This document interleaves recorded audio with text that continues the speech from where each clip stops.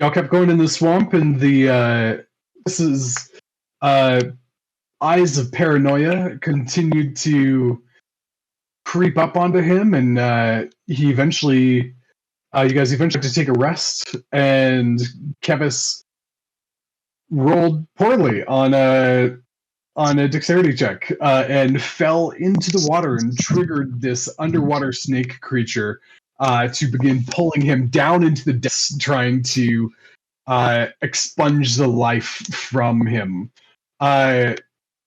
Luckily, D&D is very fitting on the amount of time that you can hold your breath.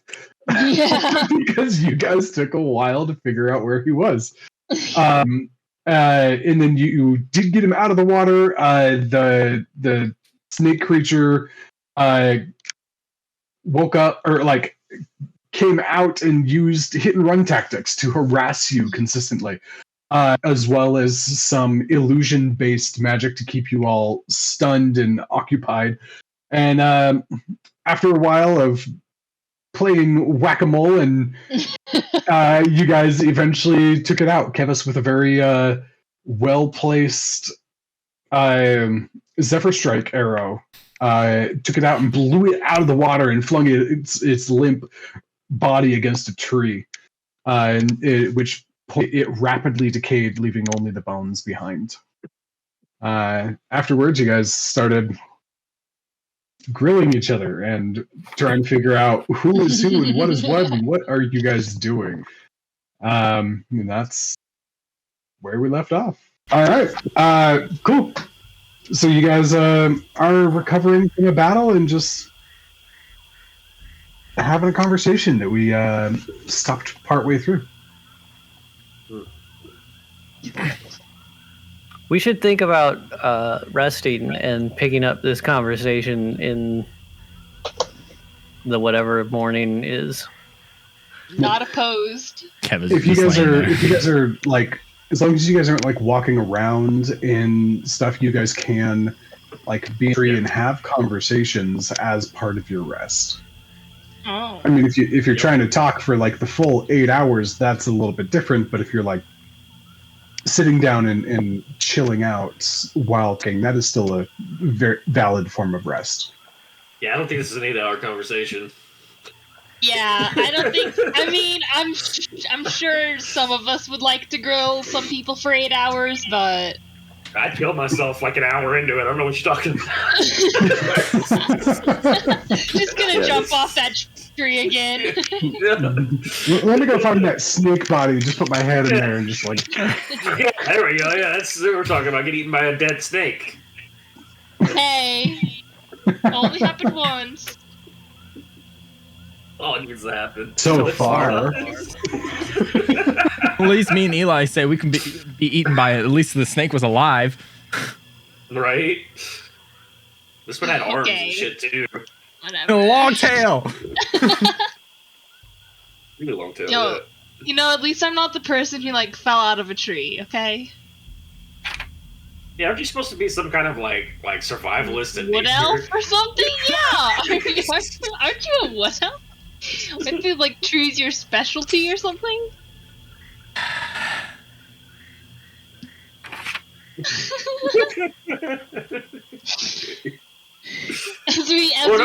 Eyes! He's got nothing.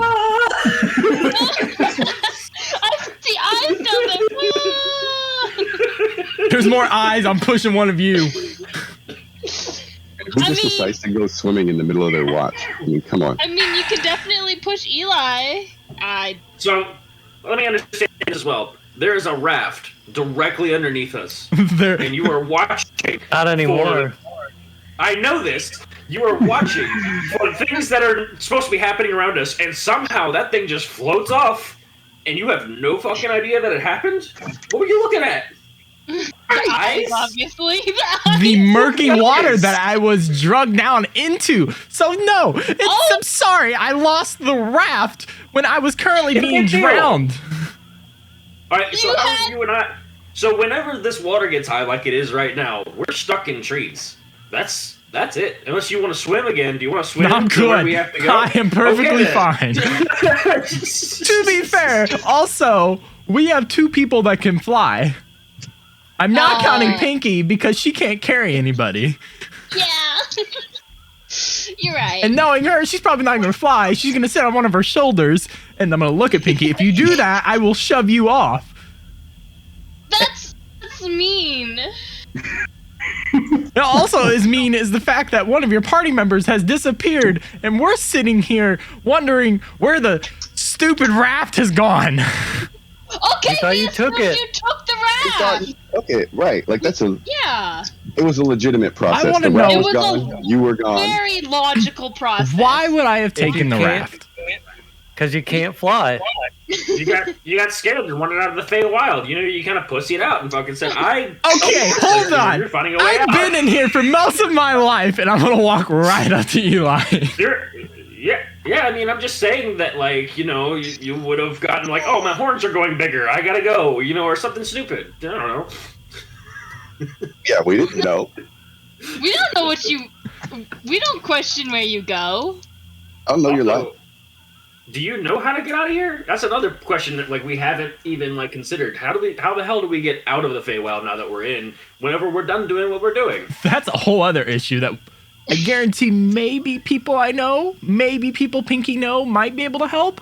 I don't know. I figured we'd address that when the time comes. I think the main focus is, one, getting out of this damn tree and away from whatever else lives down in that water. Yeah, no, we're stuck here for a while. Yeah, I Yeah, mean, you're stuck here until the water goes down. So with that, Because you I lost would the raft. I would say You we know- go to sleep, and I am not taking first watch again. Yeah, And we're not having Travis you is take gonna watch. You get too Find easily somewhere to distracted. just go lean up against. I can take first watch. Is over this. I can I'll see take in the five. dark. I'll take final watch. Pinky I'll will take the sleep through mid-watch. this entire thing. Of course she will. Right. Morgan, remind me, I would wake up in the middle of someone's watch, right? Because I would only need 4 hours. Second watch. That's correct. Okay. So yeah, I'll just join whoever. Not Um, watch after I wake up. Quick question. So my druid craft will allow me to create a harmless sensory effect that predicts the weather. Could I do that here? Yeah, what are you trying to predict? Like, When this water's when it's gonna stop being mucky and yucky? okay. What do you imagine your Druidcraft spell looks like, and how would you use it to determine that? It's like a little flower. Like a little seed. When it's super like wet and watery, it's obviously gonna look like damp. It's gonna dry out. It's a very dry seed. Yeah, from the little seed kind of starts small and grows a bit larger and just sits on this branch, and the seed sprouts and goes into the branch and takes root and kind of does the whole curling plant thing, and the leaves bud and open, and the flower pops open as a kind of a pink daisy of sorts. And there is a large drip of water from an above branch that comes down and lands right in the center of the flower, kind of filling the cup of where the pollen and whatnot is with water, and it begins to drain and absorb into the flower itself. Oh. So I think the water's gonna go down soon. I think.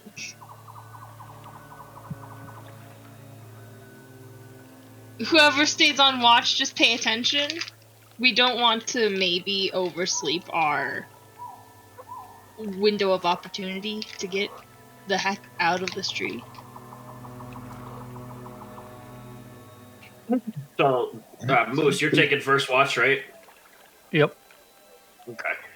You should take this, and I like hand over my wooden stick with the stone on it. You should hold on to this. Okay. As he reaches forward, I'll cast light on it, and so that way he has light. Thank you. Yep.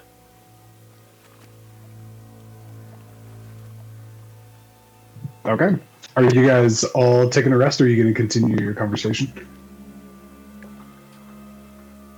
Candace has walked away, curled up, ready to rest.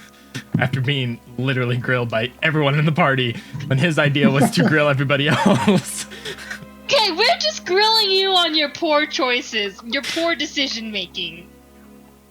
I do want to point. Kevis would also, as like he's sitting down, kind of looking up back at the group and look towards Eli and Pinky and be like, "There's a lot more questions I have for you for another time." And then closes his eyes.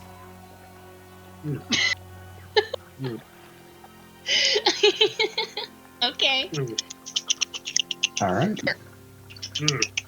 Okay. So first watch, go ahead and roll perception check with percentile dice for me, please.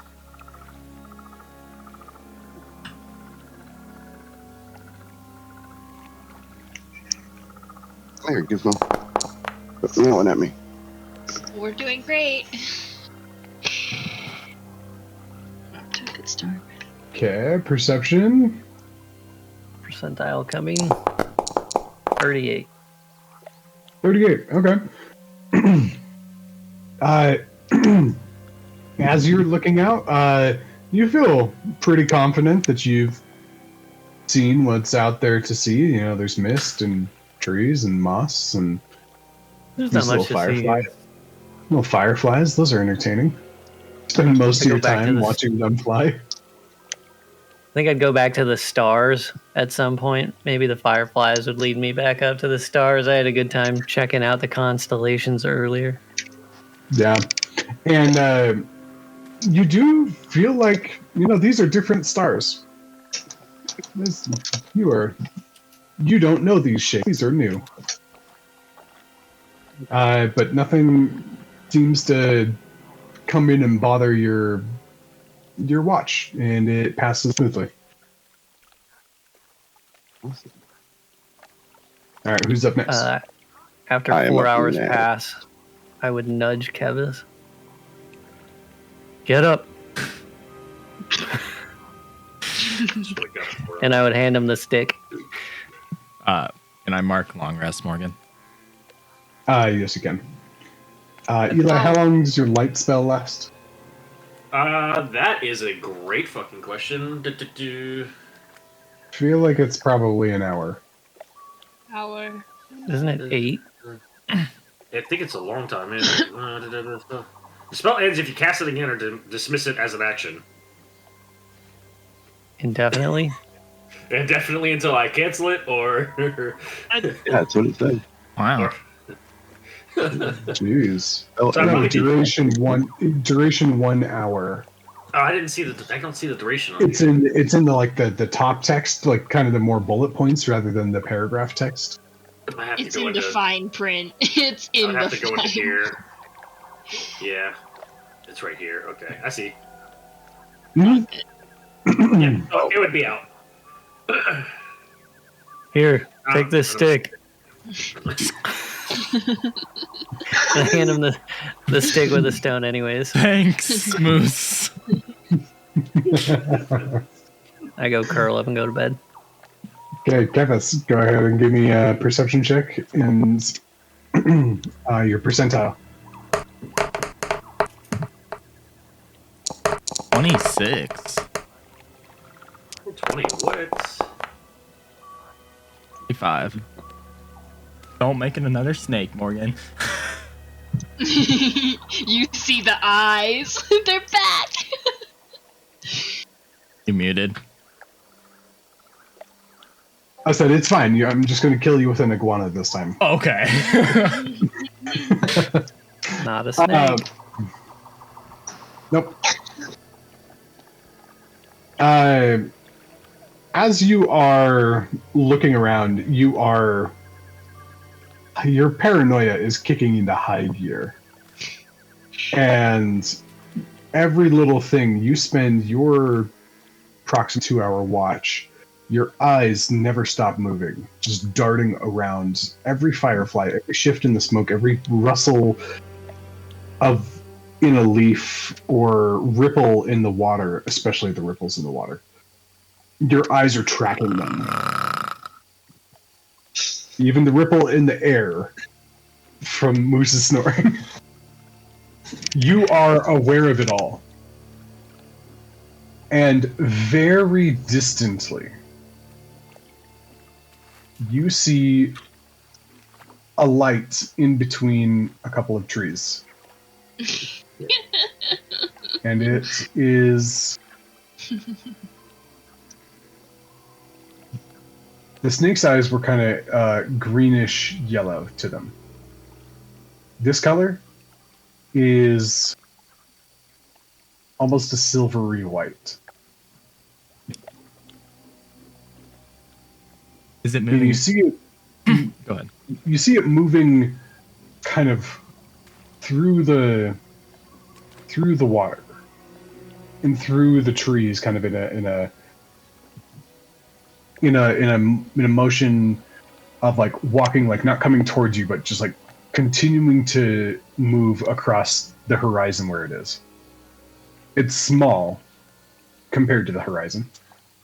And after a moment, you track it and you see a nearby opening of trees where there's kind of a gap down the river for about 20 feet or so. And you see it approaching that. And it's a long ways off. Without like a natural 20, you're not like, without you being hyper focused, you're not sure if you would have seen this at all. And it comes across and it comes out onto the water, and a white hoof with a gray hoof with silvery white hair coming down across it steps onto the water and does not sink. A small bowl comes out from the surrounding water. And another, in a large, proud, barrel-chested torso, and a long neck, and a pointed muzzle with antlers on its head. And it comes out and it is a stag. White and silver with a little bit of gold rippling off of the antlers itself. Does Kevis recognize this?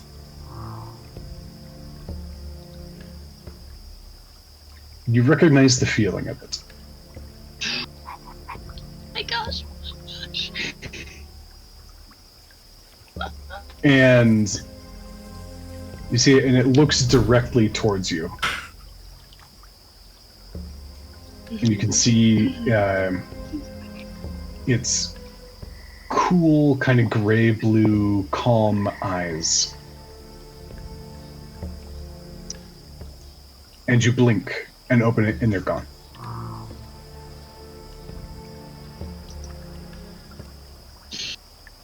Making you wonder if you saw what you saw, or if this place is playing tricks on you. Cool. Nothing else eventful seems to be happening. How many watches do we have to have? This is out of game, Morgan. 3. Okay, so then I would walk. I would walk Each over one's to. Kevis is just done. Each one is approximately 2.5 to 3 hours ish to get the full 8. So I'll walk over to Eli, and the stick still in my hand, kind of tap him with it, and hey, What? wake up. What? It's your turn. Fine. Grab my fucking stick out of his hand. I want to hold it up before he does that. I'll fuck you up. Nope. No, I don't need the stick. It's like just hands it to him and walks back over. He's gonna stay awake. And he's gonna kind of keep an eye on what he saw. Just kind of keep an eye out and just kind of also hold onto the necklace. Okay. I'll go and sit in my spot and I'll cast light on my little stick again. Sounds good. And anytime during my watch, I'll just keep recasting it on there to keep the light up so I can actually see what I'm looking at out here. Yeah, fair enough. Good. Okay. So go ahead and roll your perception check and percentile, please.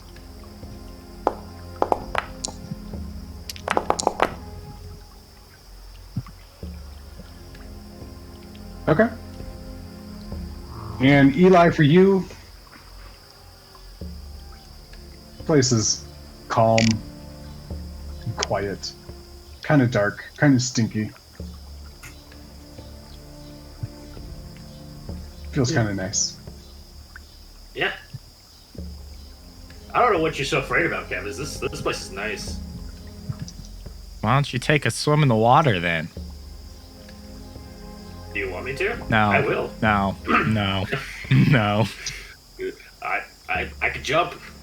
No. We're good. I can jump. We know what happens when you Kevis jump. just walks a little closer to Eli and just sits down. I'll hold my foot off on the edge, like, ooh, ooh.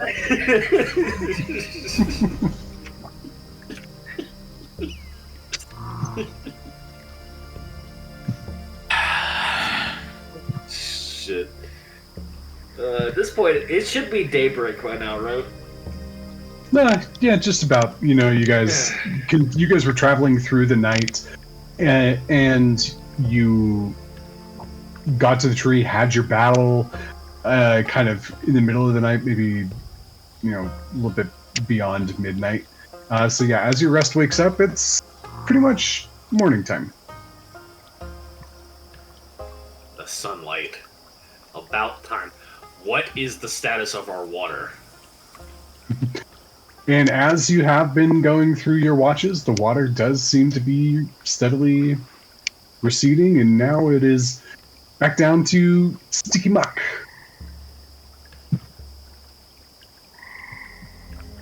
Right.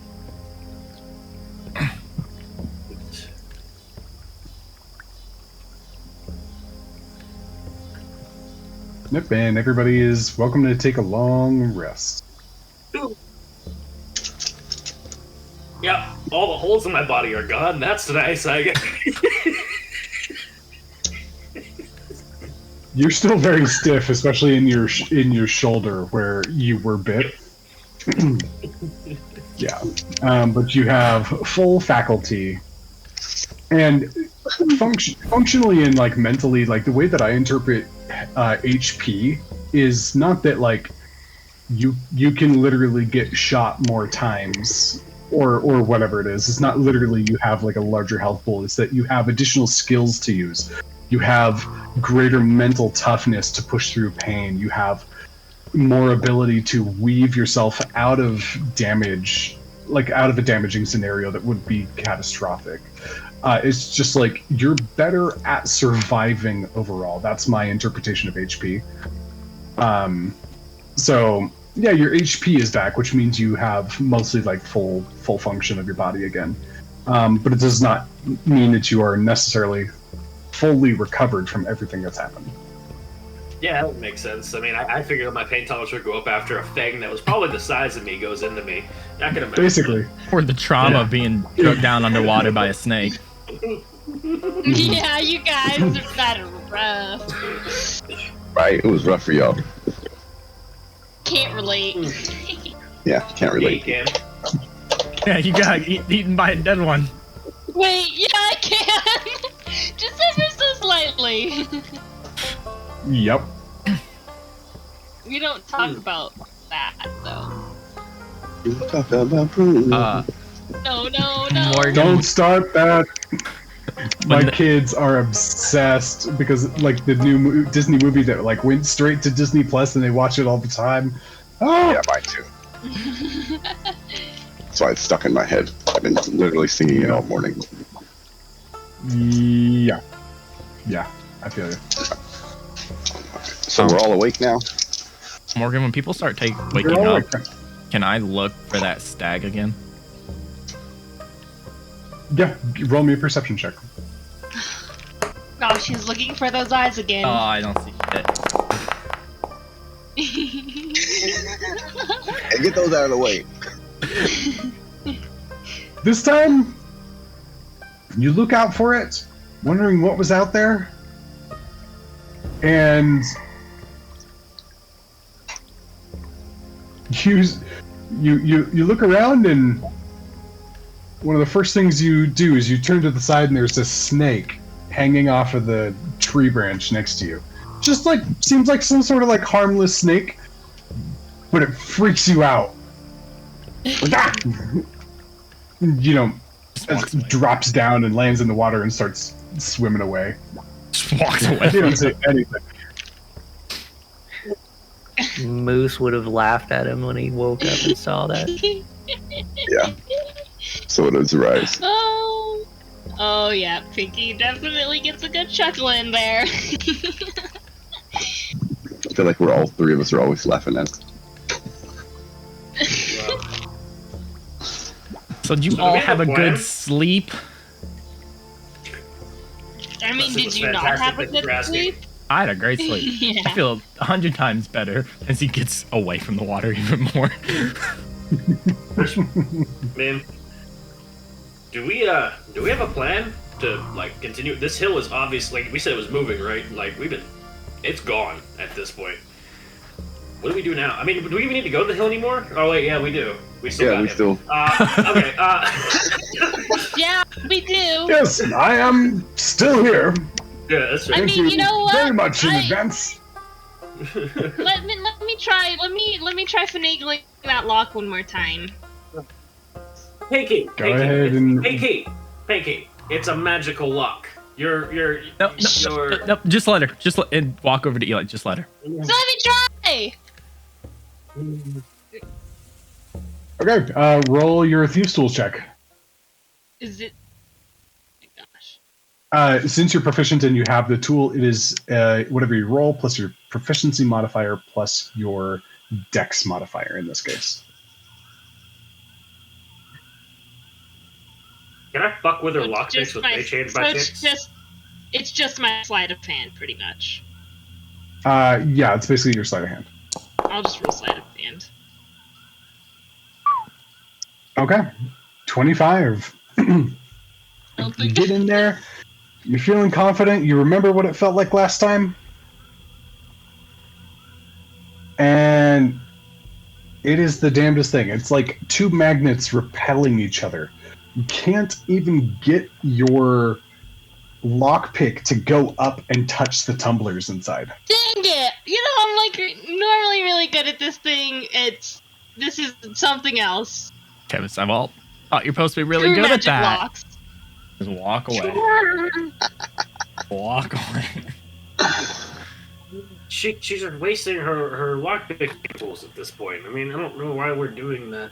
It's possibly Fine. magically enhanced. It's Like, I don't even think if you were the best locker, you could lock that. There's probably another way into it that you're not thinking of, but I don't think the lock is the way into it. You know what? What is I it? have a random person's lost key. For good measure, I'm gonna try it. Makes sense, I guess. It is. Please tell Oh, me well, that no. key did not come from here. Nope, the key did not come from here. Okay. No, it is a well-known fact that the Jingle Jangle is quite well known in these parts for the collection of keys. Is Uh, that it's- not who we're trying to find? That That is is precisely. Yes. Yeah. He's saying that key is probably not going to work, Pinky. We should find. I mean, I know the key's not gonna work. it's either that or the only other person that I'm aware of though who most certainly has a copy of the key is Balvona Blightstraw herself. Well, we're not. Which I don't think. I personally have no interest in returning and seeing that devilish fiend She very much so wants me dead. Oh, why exactly? Because I was in her I was her captive, and I escaped, and I intend to inform Tatiana of the horrible things she's done to this realm. That does not. It is my honor and my duty to do so as a knight of the Summer Court. However, I can easily understand how that would make me an enemy of Hither here. That's, yeah, I guess, yeah. Let's go find the moving hill. Yeah, sure. Yeah, So- let's just go find it. 2 things, Morgan. I'd like All to right. see if I can look around for the raft, and then I'd like to fly above the trees and see if I can get my bearings as to where we're at, so I can see if we're moving in the correct direction. I'd Go like to ahead start- and Shuttling people down off the trees. I guess Kevis The and water? Eli. I'll take, The water is receded. yeah. Receding. It's, No, he said it was mucky. It's muck. It was just the muck now. Oh, yeah, okay. it's fully receded over the course of the Okay. night. The water did pull back. Gotcha. Okay, so Zarius. Zarius or Zarias? Darius. Zarius, all right. Just wanted to make sure. Go ahead and fly up and give me a perception check. And Moose, you are successful in your shuttling abilities. Easy to Thanks, do. big guy. No problem, big guy. Okay, you head up and with a 21, you look around. First of all, for the raft, right? Mhm. Okay.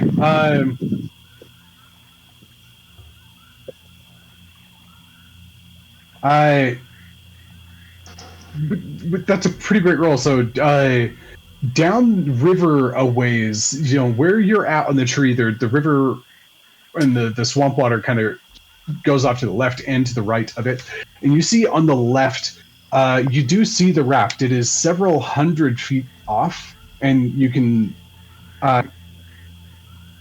see it because you notice the rope it has gotten itself tangled inside of in the roots and the kind of muck of the plant life in the swamp itself. The kind of trailing ropes that you guys were using to hold it while you were flying have gotten tangled pretty significantly. You notice some unnatural looking balls of rope and such, and it is down and kind of tucked and wedged underneath a set of roots. It did not go down easily this time. Looks like it's fairly stuck at the moment. Okay, Are so you I'd telling like, me right now that nature made a better knot than Kevis? Just out of curiosity. absolutely. Maybe. Okay, alright. Out of character, that was. I was just curious. Alright, that's fine. Keep going. Okay, so I will fly back down from the treetop, and I will relay that information to everybody that I found where the raft is at. And so I would like to move in that direction so at least we can get the raft, and then after we get it, then I will get my bearings as to where we're at. Yes. I will agree with you. Nice work, Zarius. Good job. Yeah, I'm the best. You are indeed our scout. All right. Yeah. So you got it is like I said, it is several hundred feet off. Kind of to the left, and the left side would kind of be pointing in an eastern direction with a little bit of a north heading to it. Righty. So I tell them, and then we're going to start heading that way. Or we could leave everybody here, and then we can leave the people that can't fly here, and we can go fly to it, and then we can bring it back. Or you guys can walk through the muck. It doesn't really matter to me. I can fly. I can fly. I can fly. We have two gangs right now. The actual floor gang and the flying gang. I The also want to flying point out floor the gang. fact the two that cannot fly almost died. Yeah! That almost just shows re-rolled you. new flying characters.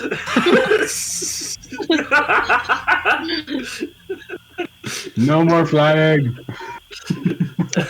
Okay, since Kevis seems to be scared to be left alone, we can all just travel that way together. But I'm not walking through the muck. No, thanks. Kevis just starts walking in the directions Arius said. This is normal. I'm gonna hop on Kevin's back. What? Immediately, This Kevis, is not as a- soon as you jump on, this is not a Kevis tries to consensual throw thing. you back off. Grabbing onto your fucking horns at this point. Roll an attack check for a grapple versus Kevis's No, just armor an, class, I suppose. Yeah. just an unarmed strike. Yeah, unarmed strike. The two people that have negative strength scores. This is going to be interesting. To be fair, everybody has a negative strength score except for Moose. 7. I don't have a negative strength score. Yeah, no, that doesn't hit. Oh, okay. Yeah, you go, and it's kind of like a child who like goes and like tries to like jump up and climb, but you just kind of like slide down his leg instead. Nah, that was worth a shot at least. Yeah, let's not do that. No, if I have to walk, Well, you walk. whatever. No, I'm just gonna kick the mud as I'm going, I guess, with my head down. Fucking stupid. I'm got the shortest legs.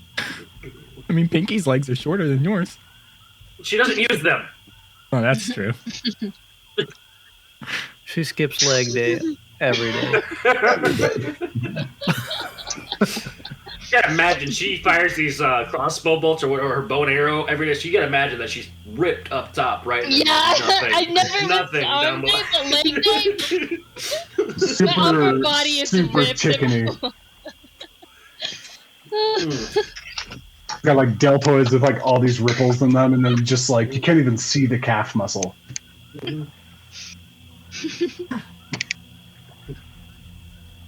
All right, yeah. So we're moving towards this this raft, which we don't know the conditioning because he didn't tell us. He just said the raft was in this direction, right? That's Right. Okay, yeah. Let's just move towards our raft that somebody lost. Come on. Who's taking the dragon? I could carry Wait this for one. me, please. I prefer one of the I- flyers. Okay. I can try carrying you. Are you still in there? As soon as Pinky Yes. says that, Kevis stops and just watches. Pinky, roll a strength check as you like pick him up and like try to figure out like how to hold his cage while flying. He's gonna end up in the mud.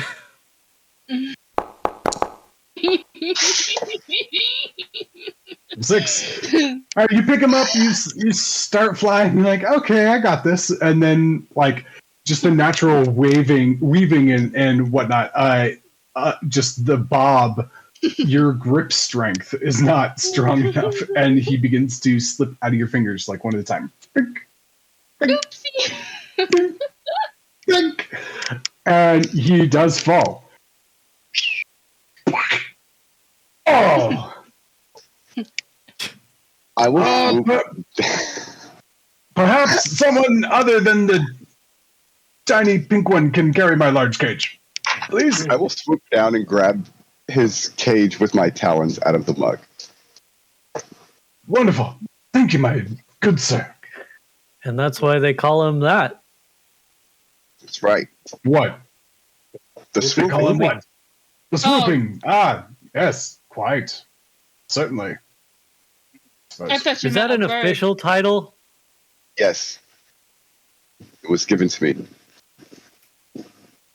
By Zog? Yes. When I first completed my training and he sent me to the prime material plane, I was giving it. That reminds me. Eli, what are you? Kevis looks right at him. What are you? I'm Bane. No, but what are you? Oh, well, then I'm Eli. Okay, yeah, we'll finish it like that. That's fine. They call me a tiefling. A tiefling. That's what some say. Do you know what what does that mean? Anything to you? Doesn't mean anything to me. Okay. Well, that's fine. Some people refer to us as goblins, but most people refer to us as verdants. I can see why they call you goblins. Yeah, because they're stupid. You're a green little gremlin? Yeah. Verdant? Verdant. Also, I'm flying at least 15 feet up in the air.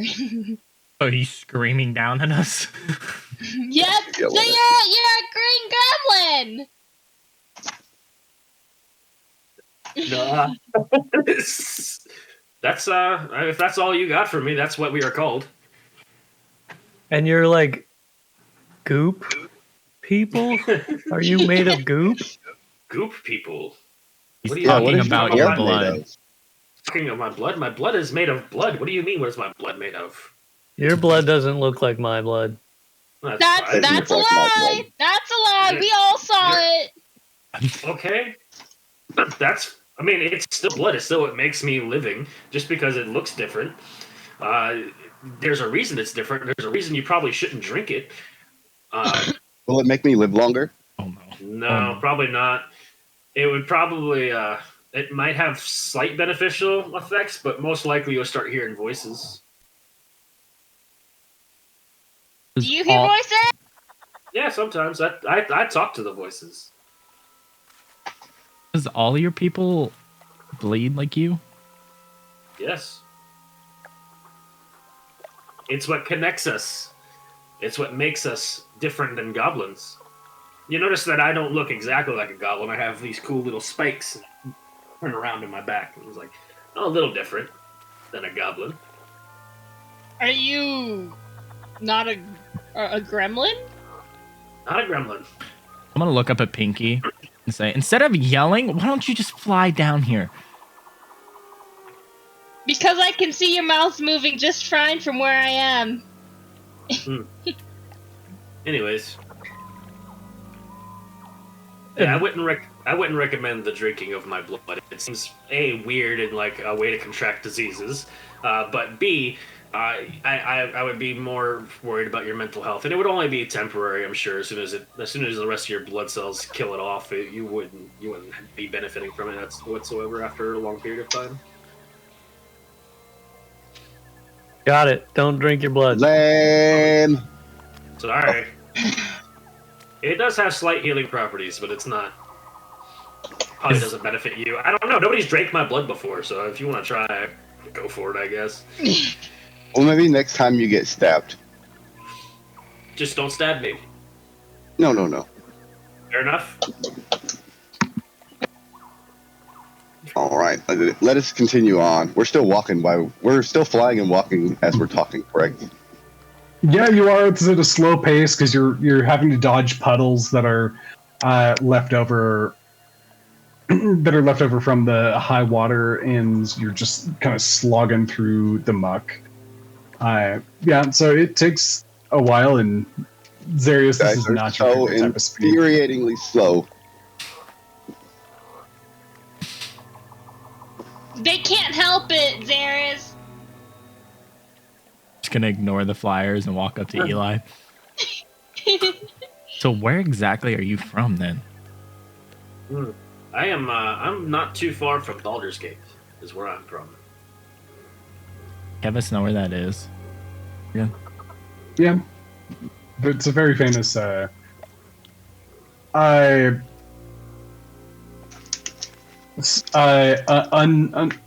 Unscrupulous type of city. It is a criminal's town.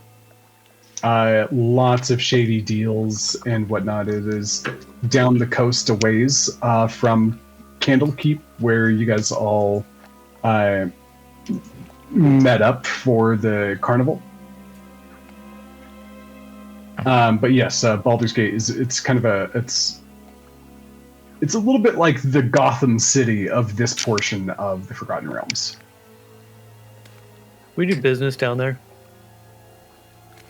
I'm sorry. What do you mean What? you do business down Wait, there? what? Are you here? The Shellsworth and my family. What What kind kind? of Yeah. business? Booze business. Like, That can explains a we get a lot. slice of this cake kind of business, or? We might be able to hire you. I don't know what you would do. Oh, Pinky, you worried you're not gonna have a job when you come back? Job. I mean, maybe She got just a fired. little bit. I mean, I no, would it's- preferably like to go back to my home, but I don't think that's possible. So, yes. So do you all have jobs? Do you not? No. I love the way that was posed. Go ahead and take some inspiration for that. Just like the idea of having a job is a foreign concept. So appropriate. Technically, no.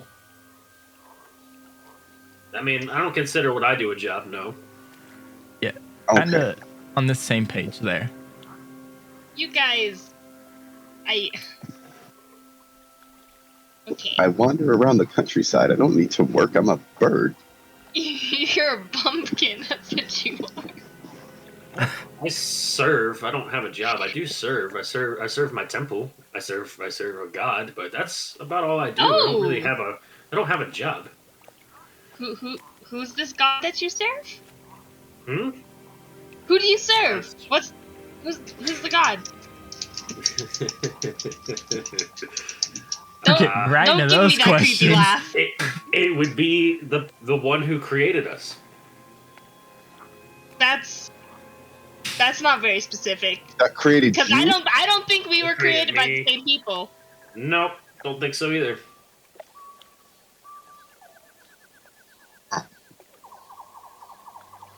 Yeah, Does- I would assume not. Your blood's not black and weird, and you're not getting grilled about it. So I would assume not. I would assume that we were made by different beings. Like, they have a name, or Yeah, they have a name. What is it? We refer to it as that which endures. which one? Huh? That which endures. That's supposed to mean. And you guys are from the prime material plane. Like you didn't come from somewhere else. Baldur's Gate, stayed in the temple over there. Yeah. Nothing too crazy. Unlike y'all, That's unlike y'all right. freaky people. Okay, what do you mean us freaky people? You're the one who bleeds black blood. You're the one that has wings. Yeah. Is that not normal to you? I'm a There's fairy. No. How many? I mean, I've never, up until this point, I've not seen flying people. I've been living with other green people. I mean, Gotcha. Um, Well, most people Birds fly. Yeah. most people fly. Mm, no. Most. No. I mean, looking at our group diversity here, it would seem that most people would fly. It makes sense. Yeah. Everybody from my home village flies. I'm Every sure Yeah. time. of it. Same. I guess- Do they also live in cages? No, nobody lives in a cage. Okay, no, they're just bird people. Well, except for him over Cages. here. I currently live in a cage. That's not by It's a choice, big though. Eli, did you live in a cage? Excuse me. Why would a not bird person live in a cage? I'm. Do we need to change out the papers in your cage? By the way, I am quite capable of maintaining my own residence. Thank you. okay. Yeah. How are you intending to do that? Awkward. How are you intending to do that, Moose? What was your plan of action there? If we need to change out the papers, how are you going to do that? Curious. Slide them through the bars. Oh, Just sheet Yeah. by sheet. can I see you reach your hand into the cage, please? Like, try to pet him. I would like to see this. And I would try to put my hand in the cage. He like definitely slithers to the other side. I am a knight of the Sealy Court. I am not a pet. Okay, well, Well, your I fingers tried to- didn't come off, so that's good. That's a good sign. All right, cool. I'd try to tickle him from the other side. Fine. Does his hand actually get into the Try, cage? use both hands. Use both hands. Use both hands. Like, Yeah. What is this? And he actually pulls out his rapier and stabs you in the hand. Ah! Little jerk. Enough of this. That is quite enough out of you, sir. You got poked by a what I'm assuming is pretty much the size of a toothpick. like a to you. It's toothpick. great. Right. I start Dagger. laughing at him. I'm just laughing at him. Like, yeah, you got stabbed. Well, your fingers didn't come off, so that's a good thing. I mean, it's not entirely protected by magic. Do you think you could just like bend the bars or something then? Let's- Like, Yeah, let's smash it. forget the lock. But Just let's not smash cage. while he's in there. It's not, but try to. I could just hold- fly Yeah. up really high and drop it and see if it breaks. No. you know, I'd prefer that you didn't. not drop it. Just like pull the bars apart or something. Like, I'll try to pull the bars apart. Okay. Ah, Go ahead and roll a strength check for me on that. not a huge modifier, but 19 is pretty good. 19. Okay. You grip the bars and they're rather tiny. They seem to be about like a pencil's width to them, and you grab them and start pulling. And you expect them to bend. They are quite dainty looking, and it's kind of like you have to those moments where you have like different gear, like different levels of strength that you can activate within your body. You're expecting it to work with the first one, and like you go through and you end up maxing yourself out very quickly, pulling as hard as you can. The bars starting to dig into your fingers. Just nothing. Okay. Nope. It is magical of some sort. That's weird. Yeah. Okay, it's magical, not just the lock, I guess. Yep, it was an idea. At least we can stick our Well- fingers in it and fuck with them, though. We And then found. Never get a stabbed. running wheel. Are we at the raft yet? No. You guys are moving real slow because of all this. Why are Sludge we and gotta mud. be? Maybe the flyers move ahead and deal with the raft thingy. Well, I don't know. You guys keep. I'm just saying, if me and Moose promise just to go grab the raft and come right back, would that be okay? I won't get distracted, and somebody else can carry the cage while we do it, because this is taking a really, really long time. And as I'm saying, Yeah. it's like I'm just flying around in circle after circle after circle after circle. Y'all can. It's like that. Take, It's like that little dog you take on a hike, and the dog does like 3 times the length of journey you do because it's just like. Yeah. y'all can take care of this if you want. I don't think I'm needed for what we're doing. Could we just not pick up both Garrus. flyers carry us the rest of the way? Can Zarius carry you? No, Moose can. Well, I don't know. How big is it? Good question. We've tried. You can tackling. carry. In general, you can carry somebody of your same size at half speed. Okay, that's still faster than this. Yeah. Yeah, honestly, it is. Just Who's pick the him up. smallest person? I'm 4'8", so Yeah, you. Well, you're all Moose and Zarius and Eli. You are all considered medium-sized creatures. Pinky and Eli are small. Yeah, so couldn't Zarius just You get carry Eli. Yeah, I mean, I'm still fat, or not fat, but dense. He's you admitted it, some- guys. I can carry Kevis, but Pinky's gonna have to carry the cage. I mean, Or- look, this cage is so much smaller than me. I can Or- probably. One of us can carry him while we're being carried. Kevis? As much as I would love to see Pinky struggle again, I don't think it's fair to. I forgot his name. Sir Talavar. Talavar to be Talavar. dropped into the mud for a second time. I mean, It's not my I favorite mean, place to be. I could try. We can just keep walking. We can just like actually walk now. No, instead of, we're like, not. sitting here yelling at each other. We're not. There's just let's just walk. Let's just actually walk. We'll get there soon. I promise. Can you guys run?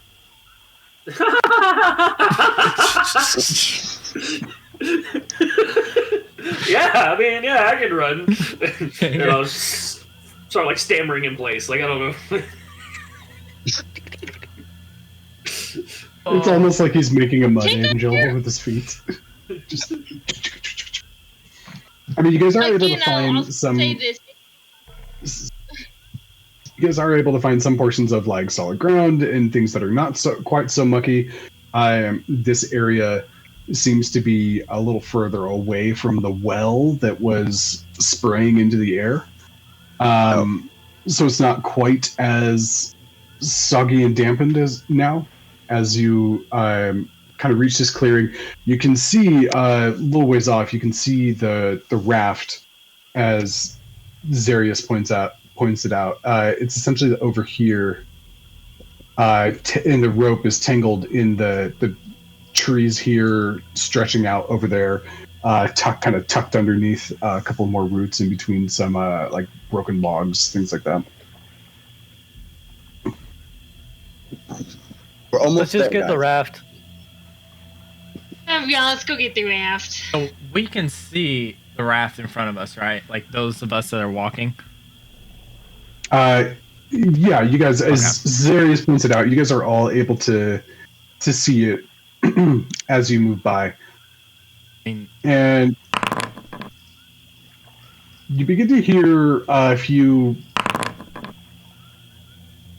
things in the area around you. Like the sound of, you guys have heard bugs and frogs and the sounds of nature and different birds and stuff.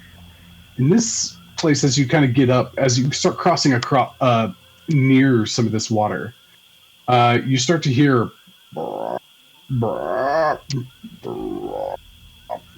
like the sound of frogs in chirping and croaking in different varieties intensifies significantly. Hey, and I think I hear the song of your people. Are you sure that's not My the song people. of your people? No, not wow, nope.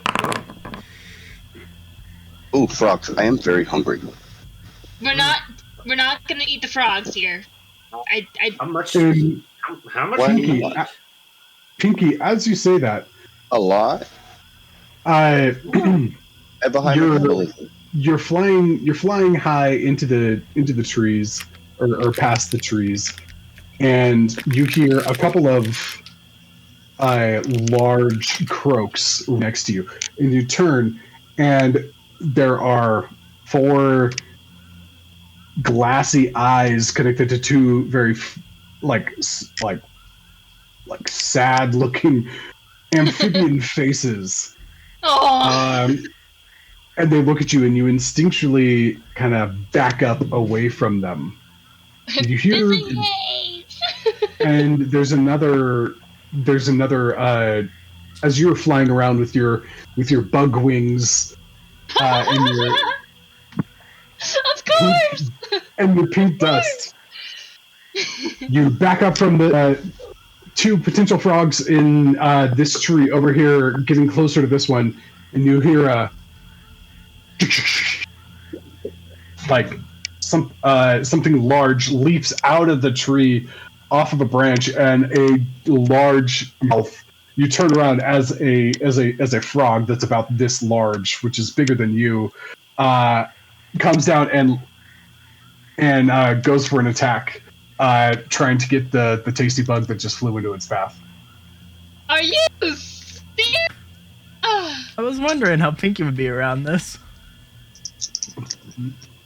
And I need everybody to roll initiative, please. As let's see, three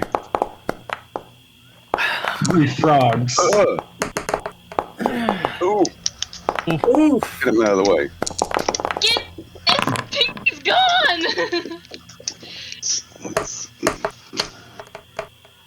Go through. There we go.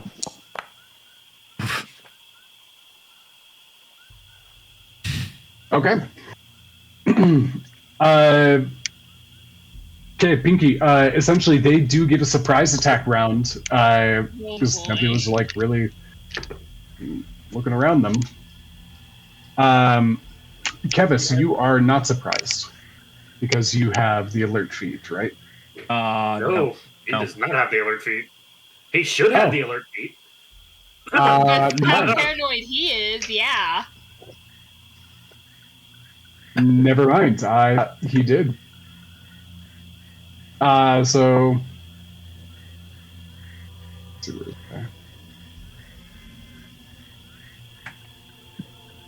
So I'm but she 15 will hire- feet up. She also Yeah, rolled higher than 15 she feet up, did and the- there's a few frogs in the trees next to you, and three of them all jump out simultaneously. The first two Lord. from the tree over here, they completely and just fall to the ground, kind of with a wet splatter. Not a crush, just like their wet bodies slapping against the muck and the soggy dirt below. This one behind does launch out, and it does bite you, and you will take 2 points of piercing damage, and you are grappled. That's not good. Yep, and it gets you in its mouth, and suddenly, Pinky, you guys see this frog land on the ground, and Pinky's legs and like one of her arms are like sticking out of this thing. And which one is this? The one on the left? This one right here?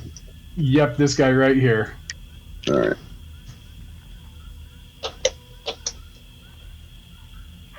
You know what? I think we'll see if this works. Can I can still attack, right? At the end of your Yeah. turn, which at this time, it is the beginning of the combat, up at the top of the round, and Pinky, you are first, and you are grappled, which your speed is 0 right now.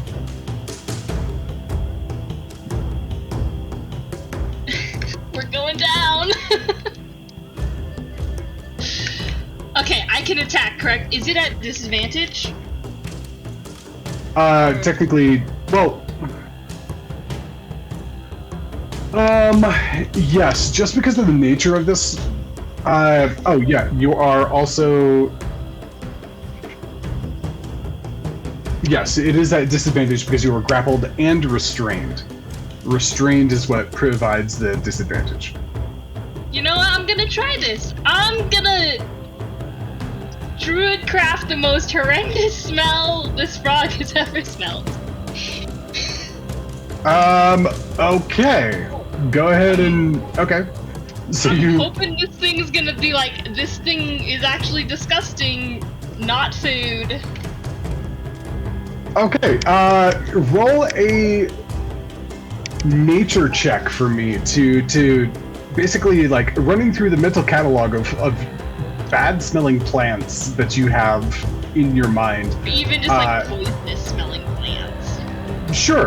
Yeah, we'll see how good your nature memory or your catalog of plants is doing in this moment of crisis. Not too hot, but not too cold. Mediocre. 13? Okay, I will contest that with a constitution save from the frog. You know what? Okay. He rolled a 5. So Yeah, Pinky, you get captured, and you just remembered that you did your druid craft a moment ago, and so it's kind of fresh in your mind. And one of the flower petals on your armor that you have it kind of craft up and bloom. You hold your breath, and it just like spurts out this pod of just horrible smelling and tasting flavor, reminiscent of the vile plumage that grows in the kind of warmer areas of where you're from, and it gets into the frog's mouth, and and you see it like just sitting there like spitting and like trying to like lick out its own mouth. And you are no longer grappled. Yay! I'm using all my movement to fly 30 feet up. I'm also using my bonus dash action to fly another 30 feet up because I'm out of this. Okay. All three of the frogs get an attack of opportunity against you. Okay. Yeah. Can I just use my disengage for my bonus action then? Yes, you could. Yeah, I'll do that. I'll be Okay, so 45 feet up, disengage. okay, 40 feet. You only have a 30-foot movement speed. Yeah, so I'm using all 30 feet movement to just up the up. Okay, 30 feet. Yeah. And actually, you only get 15 feet because as you are spit out, you are prone when you come out of the frog. All good. So you are 15 feet in the air. Frog. Okay.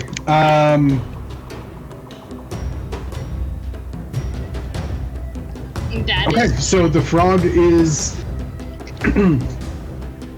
Let's see. I'm trying to calculate something. Dinkified. Yeah. Okay, so the first frog, he is going to just do a standing leap and just like bound up and like go for an attack at Pinky. He he leaps 10 feet into the air, which gets his body close enough to Pinky to do a melee attack with her at 15 feet. Boy. Yep. Pinky dies to a frog. That's gonna be the greatest thing ever. If I die to a frog, I swear, my little insect. Yeah, something's gonna eat her before we're done. Okay, that'll be a 22. So, jumps up and grabs the bottom of your feet and like pulls you back down.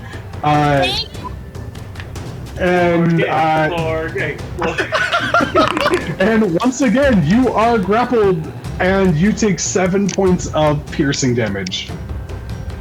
I tried to get out, but they brought me back in. And you're not prone this time. It just has your feet and its like sharp little froggy teeth that don't really show up very much. Are just like starting to dig in and like scratch down your legs. And okay, next is another one of the frogs.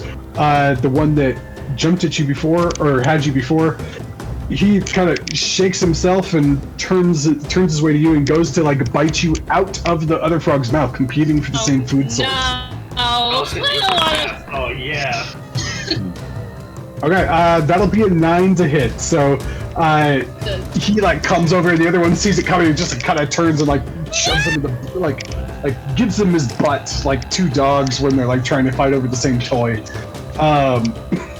And so his attack is not successful.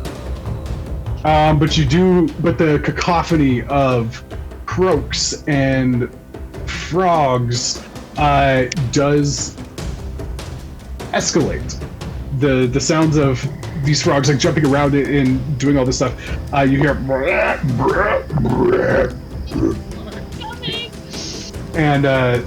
and you also hear the sound of insects starting to buzz. Please tell me Insect Gang is here to help me.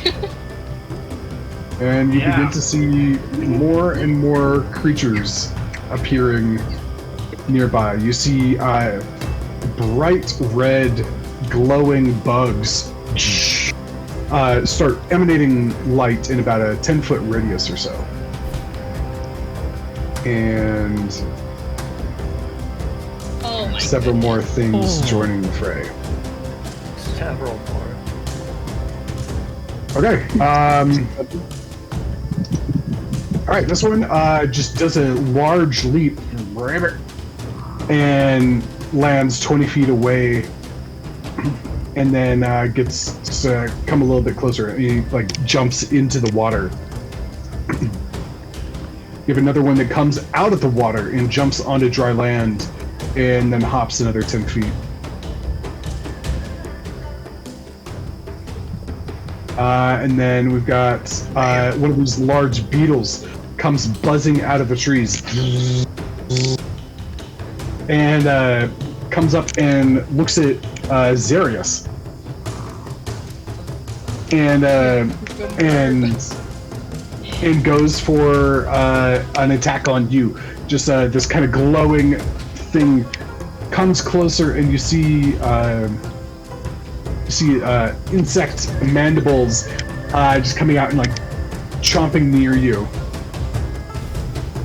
And that will be a 12 to hit. That misses. All right. And that's all it does. It just comes towards you and like does a swipe with its pincers, and as you dodge out of the way. Then we have Eli and Kevis. You are both up. Frog currently has Pinky in its mouth. This frog here.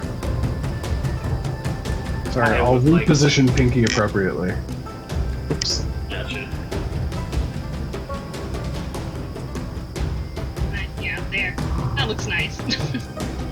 Yeah, for now, I'm just going to cast Toll the Dead on it. Okay. Which is a saving throw with a DC 13 Wisdom save.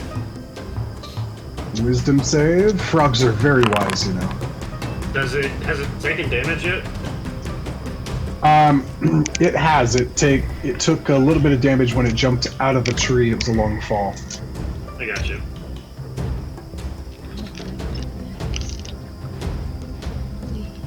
Yep. So that is a 14 on the save. Okay. And I'm just gonna see if it works normally. Yeah, it did work normally. Cool. No, it did not. It was a 1d8 or whatever. Okay. I don't know how to do that properly. If it saves on what's your spell DC? It's a 13. What did you say it was? My save was a 14. Oh, 14. I'm sorry. I think you said. Okay, yeah. No, my bad. Okay, yep. Yeah, So okay. he does No damage. no damage there. Okay. Next up is Kevis, then Zarius. As much as Kevis is Oh, I'm enjoying. sorry.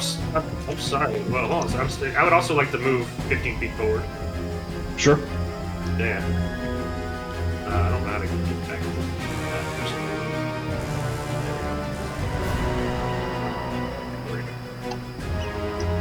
Done. That's it. That was my turn. All right.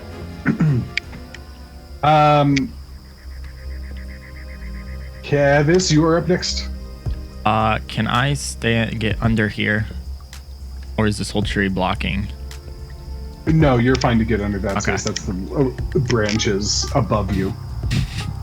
So Kevin's gonna run up and he's gonna take a swipe. Before he does, he goes, "Isn't this ironic?" And he takes a swipe at the frog, holding Pinky. Very All funny. right. Go ahead and roll your attack. 13. 13 does hit.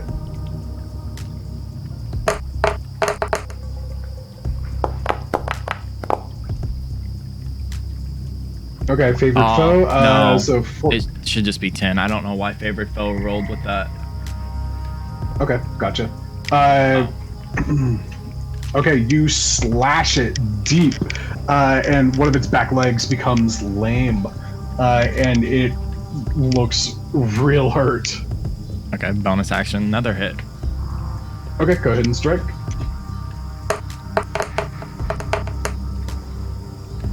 And 10 does not hit. this time you go for your second strike and you kind of gloss off of its slimy back. It's my turn. Okay, Xerius, you are up next. Okay, so, and I'm only about 15 feet in the air. I'd like to, so I don't want to move out of where I'm at, but I'd like to fly down and set this cage on the ground. Okay, sure. Since he's in my talons and I need my feet. Okay, so then I fly 15 feet down, and then I'm going to fly back up, and then I That am little going beetle guy is going to take a swipe at you. Okay. And he's going to roll a 13, so no joy. Yeah, that This thing's pretty all right. slow moving. Alright, so then I'm going to attack the thing that attacked me with my spear. Okay, go ahead and roll your strike. 25. Sorry. Hit. Well, it'd have been the same thing, but I didn't mean to do it on arm strike. I meant to do it with my spear, but it's the same Okay, modifiers. yeah, that's fine. Cool. Alright. And my damage.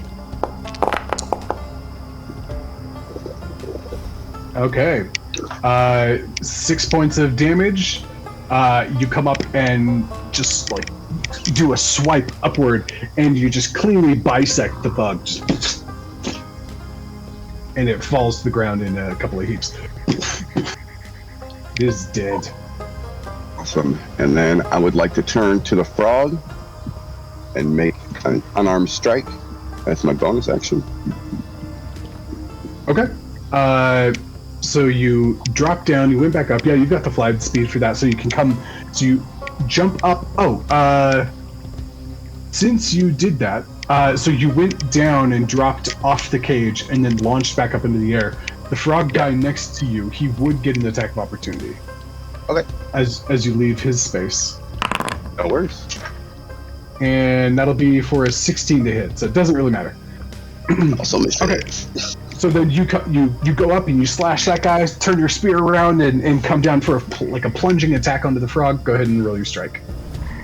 Oh no, it's unarmed strike. So you come down with your claws. Natural one. All right, you are excited and into this fight, and you are a little bit overzealous, and you from 15 feet up, you kind of like do a reverse flap and push yourself downward, and the frog doesn't even realize what it's doing, but it turns its attention over to Kevis and kind of like moves out of the spot that it was slightly, and you come down and your feet are stuck in the mud about a foot up your legs. Yeah. And you are, I'll call you prone for that. Alrighty. Yeah. As you're like, ah crap. What's it like being stuck in the ground? I don't like it. Sucks that Okay. as I'm sinking with every step, just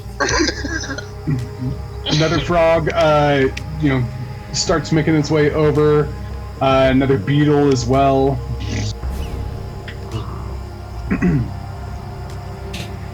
Let me see. This frog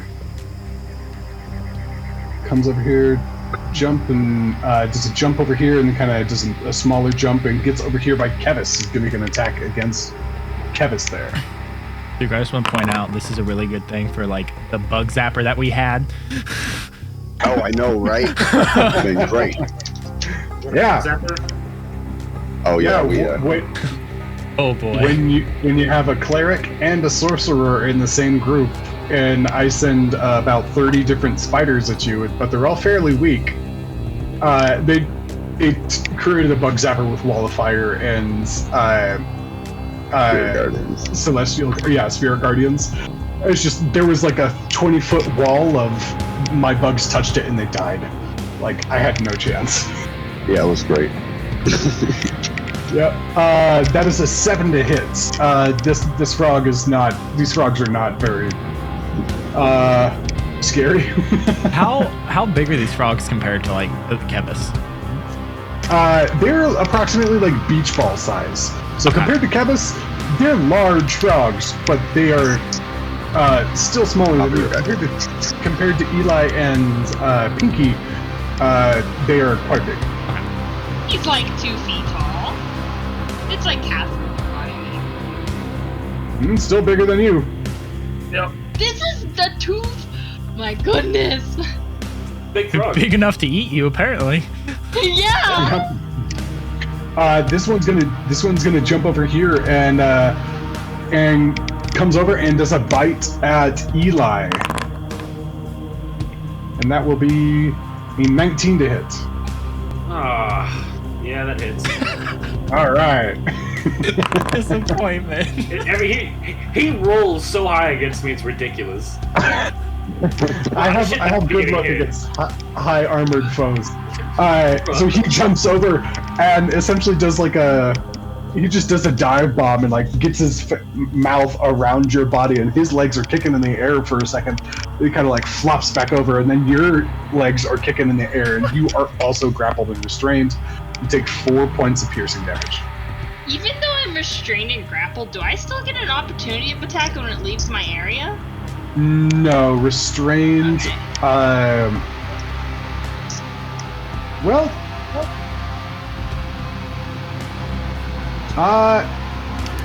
With the way that I described your grapple, yes, you would. You could still like swipe out at it with your free arms because your legs are what's pinned, not your upper torso.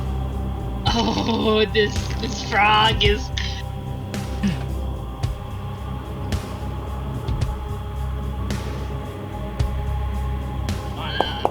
Pinky whips out her kind of green-bladed, thorny-looking rapier, and gets a hit. Yep, you slice part of its underbelly as it flies by you.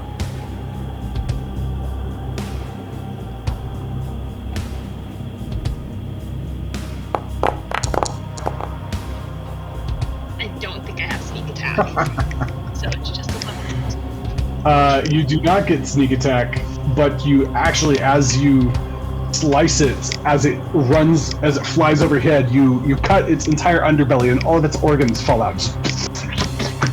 And it goes and it lands on Eli and it just like falls off dead. So do I still take the 4? And if it dies, no, it'll hit me? Yeah, I know. I'm just trying to move it so I can grab it for you. You'll take 2 bludgeoning damage instead, as it was a successful attack and trajectory, and instead it's basically tackling you instead of biting you, and it rolls past you and dies. So just 2 damage. You are not restrained or grappled. Is that the first time that one took damage that died? It took a little bit of falling damage as well. Okay. When it jumped out of the tree. Stupid toad! Okay. Next up is going to be another one of the beetles, just buzzing through. Beetle, and then Moose, you are up.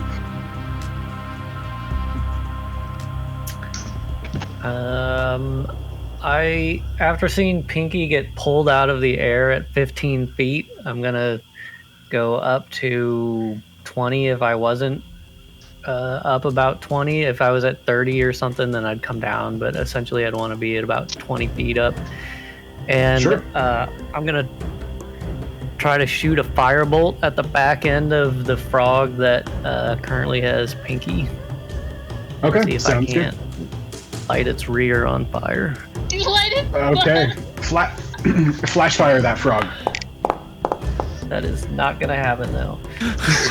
Nope, just you explode some of the water behind the frog. In a big steam cloud kind of sprays up, and everybody gets sprinkled with a little bit of swamp water. And then, let's see.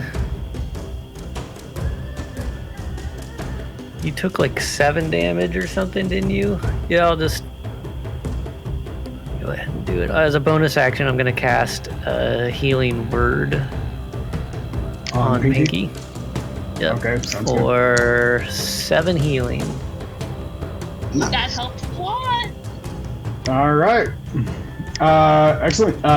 Next up is one of the beetles. It's going to come up and it's going to come over to Zarius, who is pinned in the ground, and going to attack him at advantage for being prone. And the advantage gave me a 10. So you see him coming in, and you're still able to dodge it and like push it off. Okay, and we are back up at the top. Pinky, you are up. Guess I'm just gonna attack the one that's trying to grapple me. Okay, it is at disadvantage because you are restrained by the thing. As you're, you know what? It would have been a disadvantage when you attacked the one that jumped at Eli, but I like the narrative of how that happened, so I'm not going to make you roll the second attack. Okay. But this one is a disadvantage because it's awkward. You're trying not to stab yourself as you're attacking them. Yeah. That's all good. So Morgan, just for my knowledge, restrained, all attacks are made at disadvantage. That is correct. And attacks against the creature are at advantage. That's good to know. Okay. With the 17. Okay. Go ahead and roll your damage. Just Do picture I have sneak attack? Because Kevin's is right next to me. What? Yes, you do get sneak attack damage. Just picturing her stabbing the inside of the frog.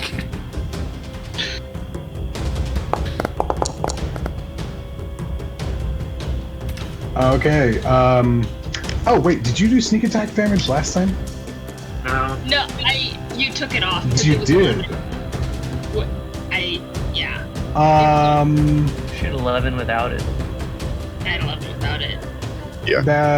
Without the sneak attack damage, that would not have killed the frog that Frog was jumped alive at then. Eli. But whatever, I'm moving on. I need to figure out how to not have it apply, but I don't know how to do that. There's a couple of modules that I use in my other campaign that I have not applied to this campaign yet that can help with stuff like that. And there's a lot that goes into them, so I just haven't figured out how I want to put them here. Are you, when you are doing things, ignore this, I'm just going to experiment with something. Yes.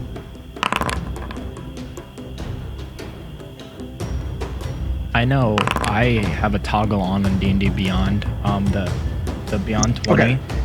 That you can toggle it on and off. I see. Yeah, I'll toggle that. Yep.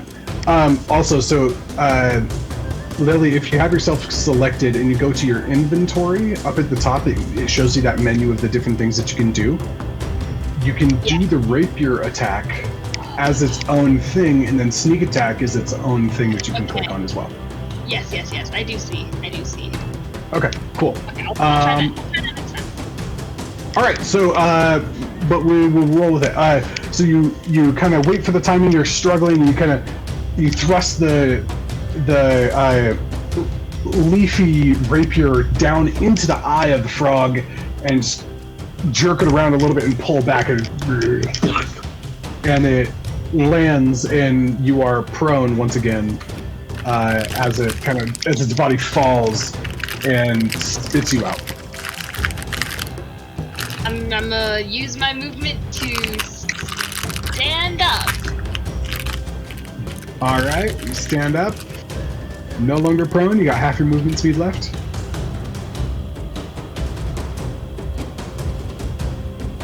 I bonus action disengage and then get behind Kevin.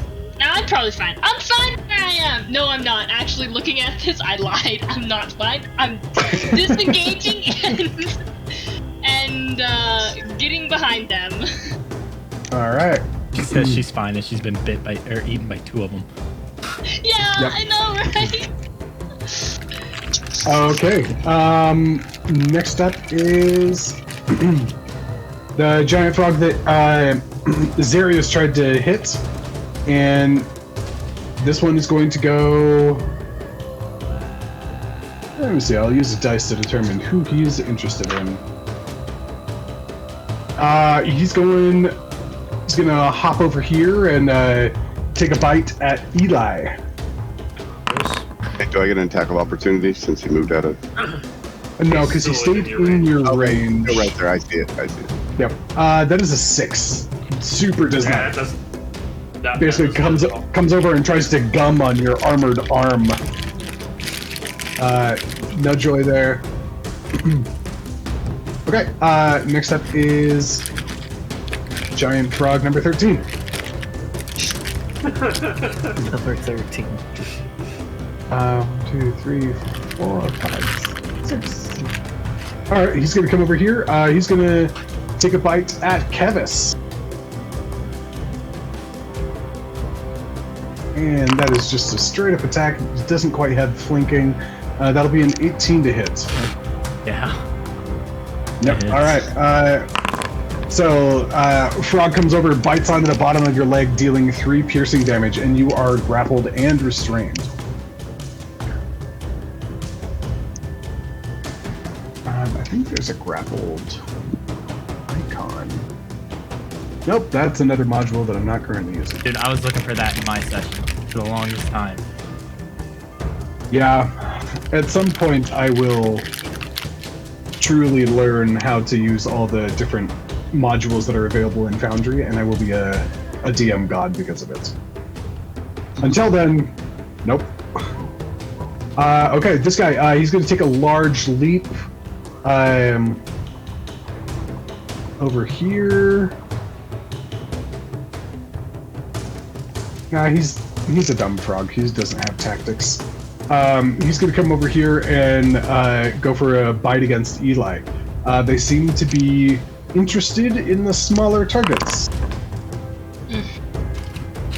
That'll be a 5, so that does nothing. Just gonna pop it with my shield. Yep. 'Cause I- Lock it with your shield. Okay.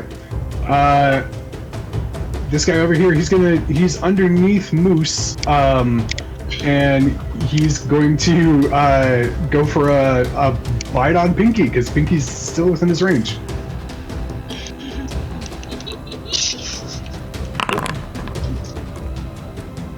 And that is a 22 to hit. Natural 19. Please, it's All not right. 20. That's all I have to say. Pinky is restrained and grappled again in another mouth. 2 damage. 2 piercing damage on that one.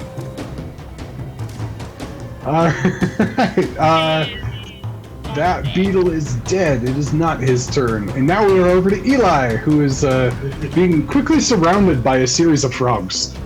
I'm gonna get like a glint in my eye. I'm gonna be super fucking excited about this. Yell out, die by the lights, and I'll cast Word of Radiance. Nice. Oh! I will admit, I forgot you had it. I don't know how that. I don't know how that works. It did some weird shit. Yeah. So. Wow. we have to- let me- all 3 of those creatures around me will have to make a Constitution saving throw of 13. Okay, guy on the left, that is a 15. Okay, he saves. Guy in the middle,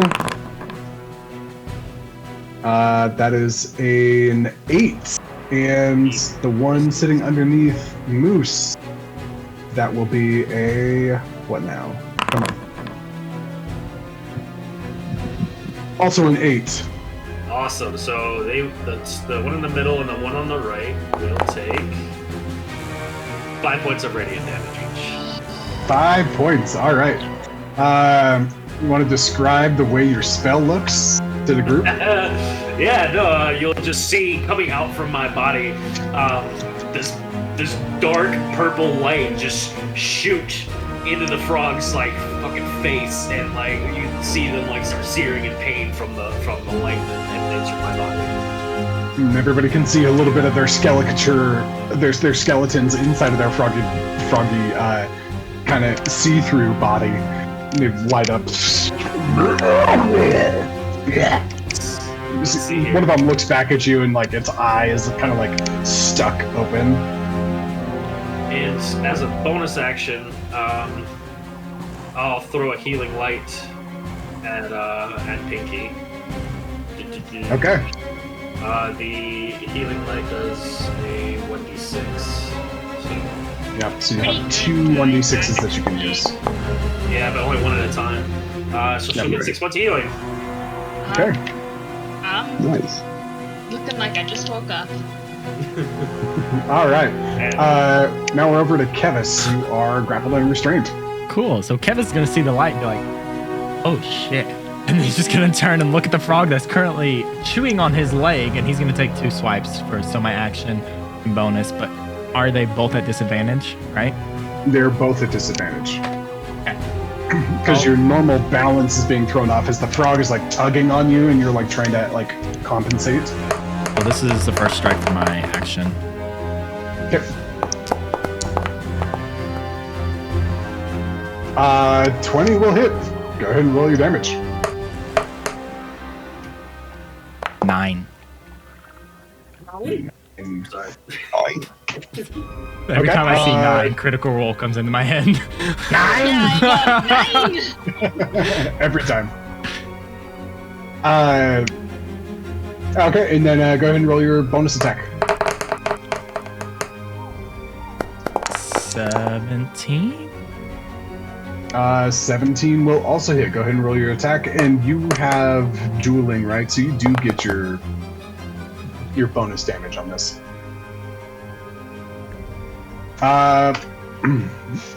Okay, Kevis, describe your kill. Okay.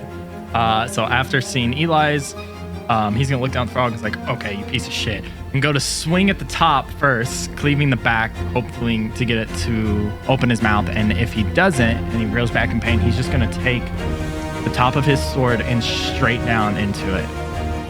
Okay, just you gotta first of all slice it open, and then use the opening to kind of like go down and like get it inside and rip back out. And the frog flops over dead. And before it does that, I want to turn around and yell, "Hey, Pinky, stop getting eaten!" That's my turn. Zarius, it is your turn. Okay, so I'm prone, right? So I can use half my movement speed and rip my legs out of the ground, right? Yeah, exactly. Okay, so I'm gonna do that, and then I'm going to turn around and I'm gonna stab this one with my spear. Okay, sounds good. Roll your attack. God damn it! You are. There's a lot happening. These bugs actually look pretty tasty, and like it's kind of distracting you. So you're like, "Aha, I'm free!" And like, kind of without looking, you kind of just assume you know where this bug is. It kind of like lazily floats out of the way, and you go, "Thunk," and your spear sinks into the tree, and like you can't get it out. All right, I will use my unarmed strike for my bonus action and attack it again. Okay, sounds good.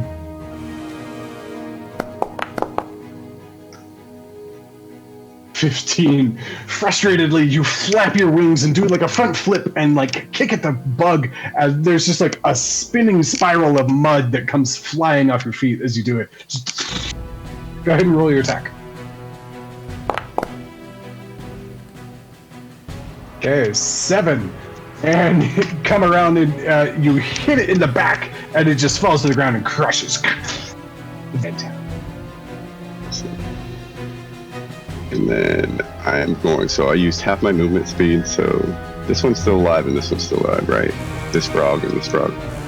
Yep, the 2 frogs next to you are still alive. All right, if I move right here, then me and Eli would be flanking this frog, right? Correct. All right, I will move there. Okay. And that will be my Sounds turn. good. Oh, and the frog kind of here in the middle because you moved out of his space. He will attack you. Yep. Okay, and that will be a natural 19 again. That is a 22 to hit. That one does hit. Okay, so that is 5 points of piercing damage, and that will actually grapple and restrain you. So you do not get to move. He is now holding on to your your tail, and he's biting your butt and like not letting you move forward. Look, I'm getting in here. I'm not getting eaten. All right. And this frog over here, his turn. He's gonna jump over here, and he's gonna think Sir Talavar is looking kind of tasty,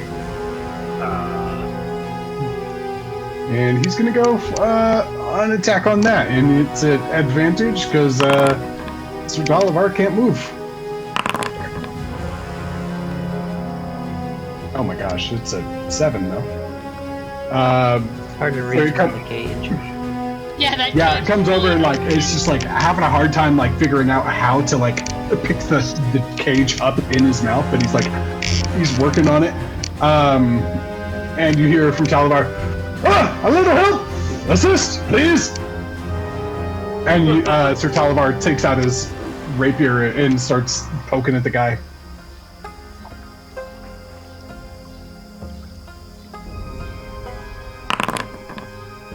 And whew, yep, and he'll go up and he'll spike the frog in the mouth for 8 damage. I'm gonna get rid of this. I'm gonna move this beetle's body over here. Okay, so he takes 8 damage from Sir Talavar as he's trying to eat him. Next up is a bunch of beetles. This guy's gonna buzz in. I'm gonna get rid of these dead bodies. This guy's gonna buzz in and go for an on Kevis.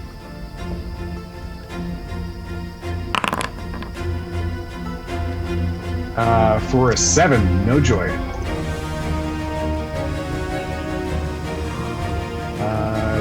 Dead.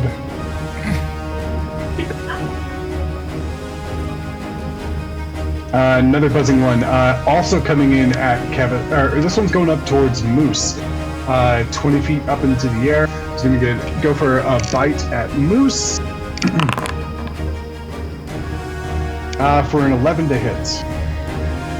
No hit. No hit. Okay. Next up is...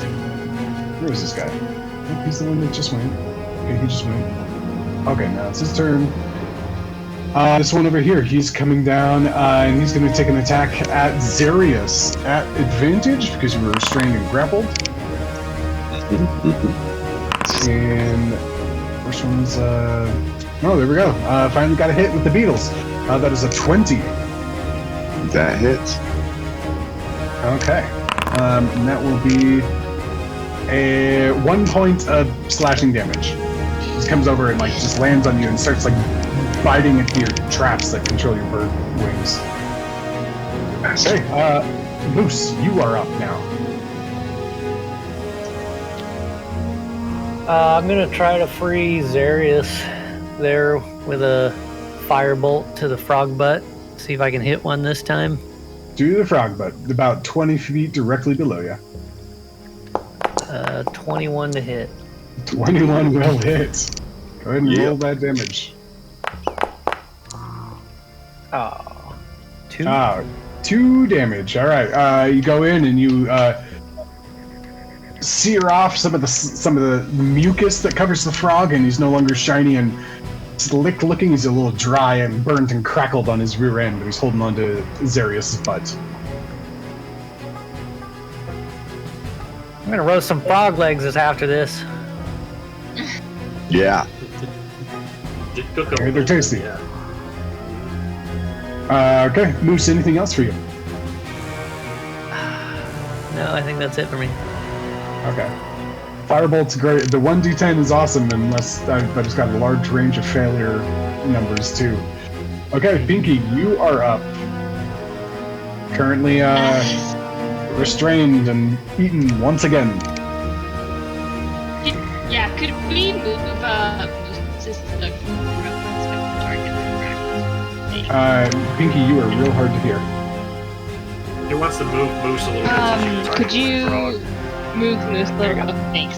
Got the frog. Here, I'll kind of reposition Thank you. everybody too. There we go, Moose, you can move back. He's still underneath Moose, Thank though, you. right? And I'll just Technically, yes. Right. yes. We'll just. I'm going to do another attack, even though it's a disadvantage. Would It's a it, disadvantage. Yep. would it help that I'm by that frog the Pinky's being held by? That flanking? No, because of like yes, the flank, but the flanking doesn't help her stop being restrained. Okay. Okay, 19. Go ahead and roll your attack. But like I am still technically like I was like right there. Yeah.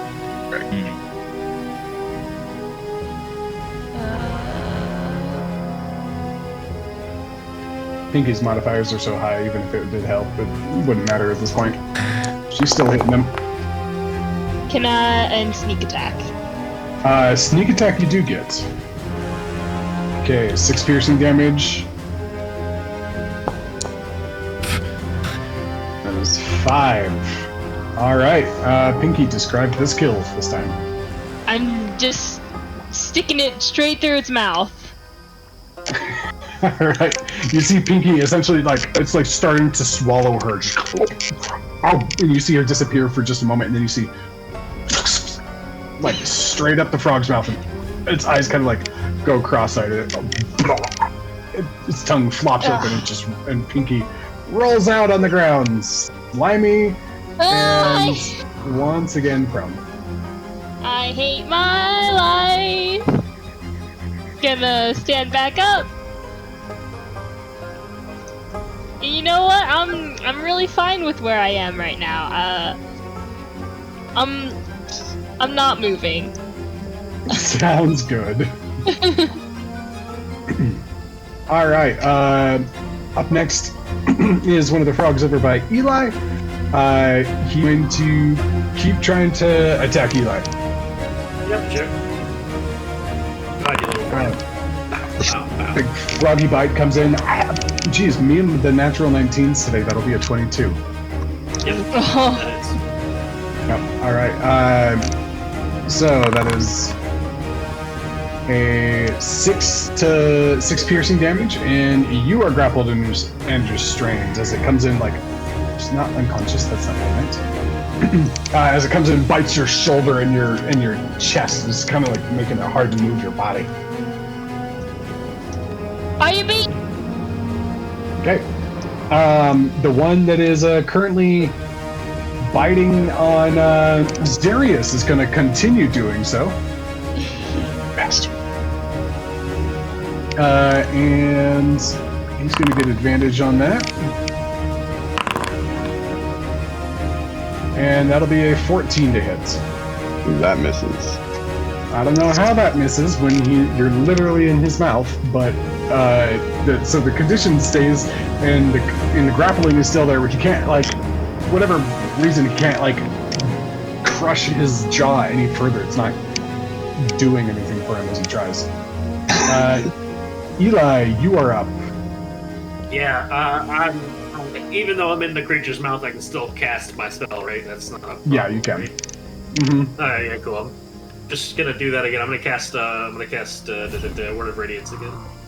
Okay, and is it... Yeah. Okay, each creature of your choice. Yeah, so That's okay. assuming it's at 5 feet around me. I'm assuming that it's like every square around me. Yeah, that's And correct. yeah, so it's just the 2 right in front of me. Yeah, so really it's like this. Yeah. Yeah. Something like that. Okay, and they will both roll Constitution saves. Yep. Am I technically in that or? No, I No. choose the creatures. Yeah. Oh. Okay. I mean, you can be if you want to. No thanks. Okay, saving throw. There we go, just delayed. Oh, that was a 2.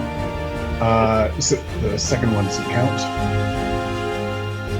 And the second frog, he will roll for a 3. So 2 and a 3, both of them fail miserably.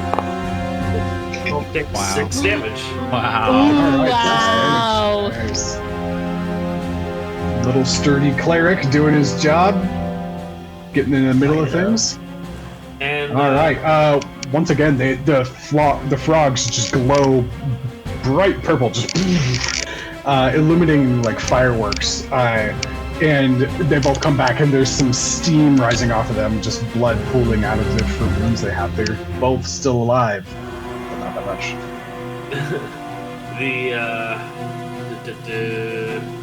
Yeah, I'll use my other healing light on myself.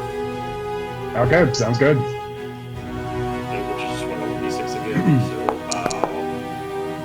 So, okay, it's just 3 health. That's fine. All right, Kevis, you are up. So I have these 2 bugs in front Followed of me. by Zarius. Yep, 2 bugs. You have 1 bug in front of you. The bug is 20 feet in the air trying to harass Moose. Oh, okay. So if I moved, I would only be targeted by 1. Correct. Okay. I'm not gonna move because these bugs are pissing me off. So I'm just gonna take a slash at the one that attacked me. Okay, go for it. Natural 20. Natural 20. Okay. Nice. All right, roll your damage. If you roll anything but a 1, I'm pretty sure it's dead.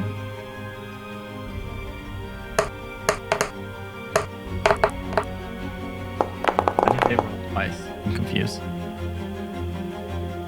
Oh, it did the crit. Oh, it did a critical for you. Okay, so 8 damage. Okay.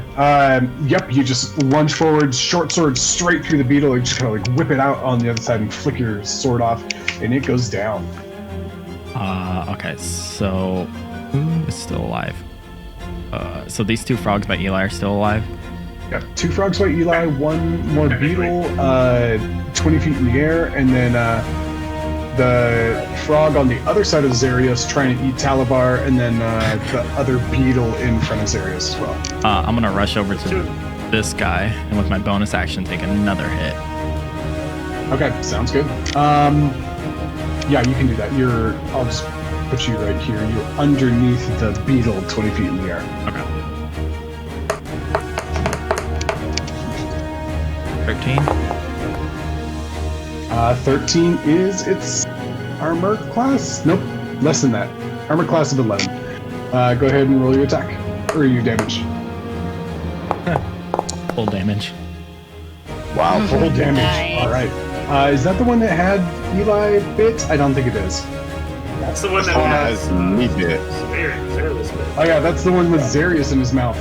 So yeah, go ahead and describe your kill. He had 1 HP left. I'm just gonna rush. So immediately after killing the one in like a fluid motion that Zarius might be familiar with, rushing and just cutting straight down the head, releasing Zarius from the frog. Sure, you rush over, come down with your left-handed strike with a reverse grip, just cutting off the head of the frog. And there's this moment where the body drops to the ground and the head is still attached to Zarius's ass. And then the muscles relax and it falls off. He's gonna look at Zarius and be like, "All right, have fun with that guy," and then turn away. Okay. Zarius, it is your turn. You are no longer restrained and grappled. All right, awesome. And this is the one that has Eli restrained? Yep, that's correct. Yes. All right, so since I don't have my spear, since it's stuck in the tree, I'm going to attack this one with my talons. Okay. Go ahead and roll your unarmed strike there. 25 will hit. Ready. 6. All right. Lowest damage possible. Describe your kill. All right, so That guy had 2 HP left. he's just pissed because he got grappled, and so he just like rips it apart with his talons, just like super fast. It's stomping on its course. And it just shreds the first couple of layers of the body. And you see Zarius is kind of like covered in like green and red slime and just. Oh. All right, and then I will turn to this frog, and I'm going to use flurry of blows. Okay. So for 2 attacks. There's the first one. 21 will hit. Right. And then damage. Yes. 7 damage. All right. First blow comes in, another deep rake of the talons ripping open its side. Still alive. All right, awesome. I'll use the second one. 16 also hits. Awesome. Whew, 9 damage. All right. Describe your takedown. All right, so this one was just with my fist and not my talons, so I'm just gonna pummel the crap out of him till his head pops. Okay. Just using the head like a speed bag. And it kind of like whips back and forth. And just and that skull just crush, and explodes in the tree behind him in a gory mess. All right. And then I'm gonna shake off the blood a little bit, and then that's my turn. All right. We got 2 of these beetles left. The first one is gonna continue trying to attack Moose.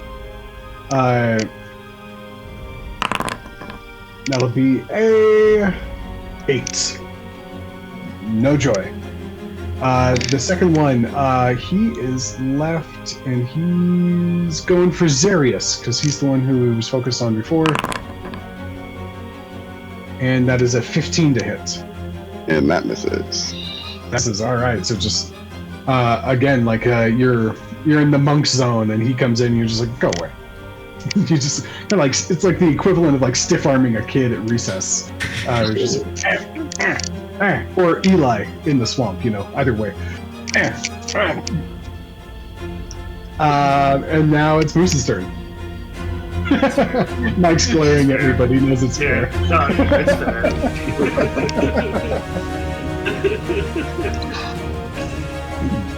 I'm gonna shoot out a firebolt at the little bugger. One of the little buggers. The one next to you or the one below? The one next to me. Okay, that will be a disadvantage because it's a ranged attack at a melee distance. Yep, that's fine. Okay, yeah, these things are easy to hit. Disadvantage. Look at me rolling disadvantage. 14. 14 still hits. Armor class of 13. Nice. Yeah. Here comes the damage. For 4. For 4. Okay, first time one of these beetles has survived a hit. You hit it, and it kind of burns off a bunch of its carapace, and its wings are having a hard time flying. Still alive. And that's it for me. Alright. Moving back up to the top to Pinky. Okay, As far as you know, there's nothing left to eat you anymore.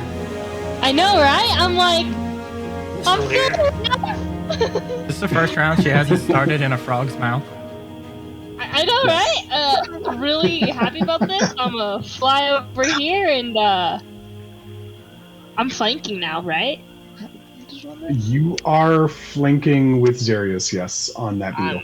I'm gonna attack this beetle with my rapier. All right.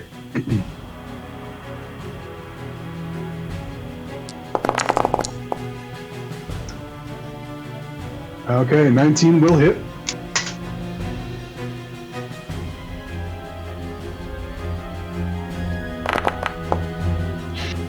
And I'm gonna 5 damage. put my sneak attack because I'm right. Yep, sneak attack counts, and whatever you roll on sneak attack, how do you want to kill it? Just gonna skewer it like it's kebab. Okay. Zarius, you've got your hand on it, just like keeping it from like bothering you, and then all of a sudden just and she's holding this large bug that's almost as big as her. Like,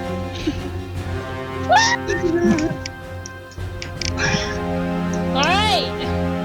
This is food. Not me. Oh my god. Do it. Eli, you are up. All right, yeah. So I'm prone still, or am I not prone? What's the deal there? Yeah, you are prone because Yeah, the I'll frog just- that I'll had just you in fix its mouth is dead. I'll just fix that by using pretty much all my movement. Yeah.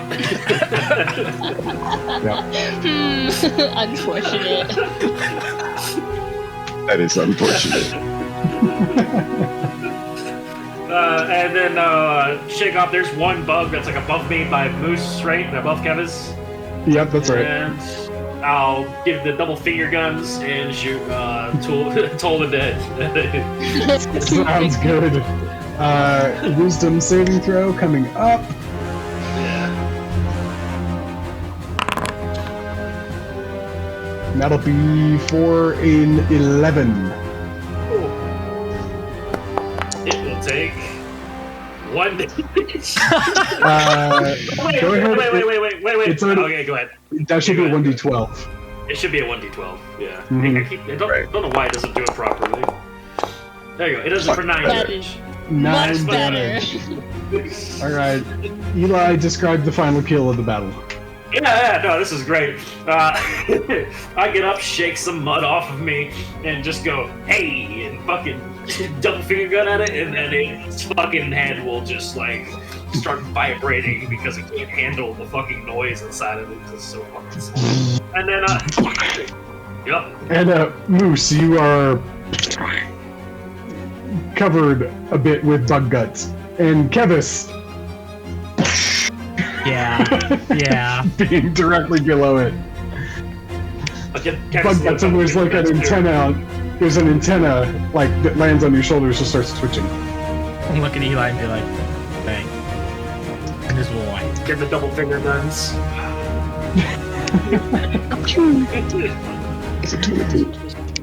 Alright. And you guys, Nice job, guys. Yeah, fantastic. So, Pinky, I'm starting to feel the what it's like to be eaten. I mean, I get it now. I mean, you know. I want to look. I can Now you relate feel to how your it feels sometimes? experiences. So, is that 4 Yeah, times go now, ahead. Pinky? 4? Yeah, I think so. Well, it was 3 today, Let me. and then one Snake. by a dead snake. Yeah, so that's 5 at least. Oh, On the look, bright guys, side- I have been. They were alive. Yeah. I mean, Sir Talamar didn't even get touched by these things. Maybe we should keep Pinky in a cage. You. I second certainly that. may I am not. perfectly fine with that. Yeah, you get beaten an awful Well, I lot. Well, I wouldn't mind the company. You'd have to get in here, but then it would lock, so then I would leave. Bane starts collecting wood. I'd like to grab my spear out of the tree. Yeah, it takes you a second. Just stick your clawed talon on it. Like to get these light infused frogs that are around me and just rip one leg off if I can do that. Yeah, you take your little hammer and just use it to break the joint and pull on it. It takes you a while, but you're able to. I was gonna walk up Chew to on that as Pinky. we're going. So you probably shouldn't fly ahead, since you have insect wings. Frogs. Not a very good combination. We have seen frogs out here before. Yeah, we're in a swamp. They probably think you're food. Yeah. Hey, does she? I don't know this person, whoever that was. Ask her to play D&D with My us. sister. Ask our sister to play D&D with us. My sister. Okay. She'd probably Okay. say no. Siblings. I'm gonna start making a little fire over here. I'm gonna use firebolt to start a little fire with the sticks and wood that I've gathered. What are you doing? Sure, it takes you about 10-15 minutes to find enough wood that's not drenched. But yeah, you're able to. All right, guys, and then I'm just gonna. let's go ahead and take a break there, Clean and up. we'll come back in about 15 minutes. All right, so you guys are sitting in the swamp, gathering a few body parts of your enemies to presumably cook them. Do you guys have any little camp out? I was assuming I was just grabbing it and we were gonna head to the raft afterwards. I don't know. I started making a fire. Why are we making a fire? Because we're gonna eat the frogs. Alrighty then. Yeah. No, we have nothing time pressing right now. Yeah, let's eat the frogs. Yeah, Well, we didn't eat breakfast. I kind of agree with Eli here. You guys were so worried about this raft, and it's right there. Well, I'm just worried about the raft for you. I don't really need it. If you want to walk around in the bucket and not be able to move when it's flooded, that's perfectly fine by me. I'll just fly above it. Yeah, that's a little. Pinky, we learned real well with you flying. Yeah, I was like, no, actually, I want that raft.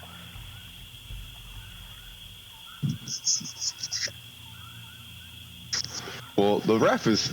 Well, we can sit right here and eat the food, and you can go grab the raft and come back. It's not that far away. It's just right there. How far is it from us, Walkers? Morgan? At this point, it's about maybe 150 feet off. So it's mostly at the edge of the corner of the map from where you guys are. So no, it's probably less than that actually. I am muted. No, I shouldn't. I'm Not not you. I'm muted. Shouldn't be muted. Okay, cool. That's right. Yeah, it's about 85, 90 feet off. It's right over here.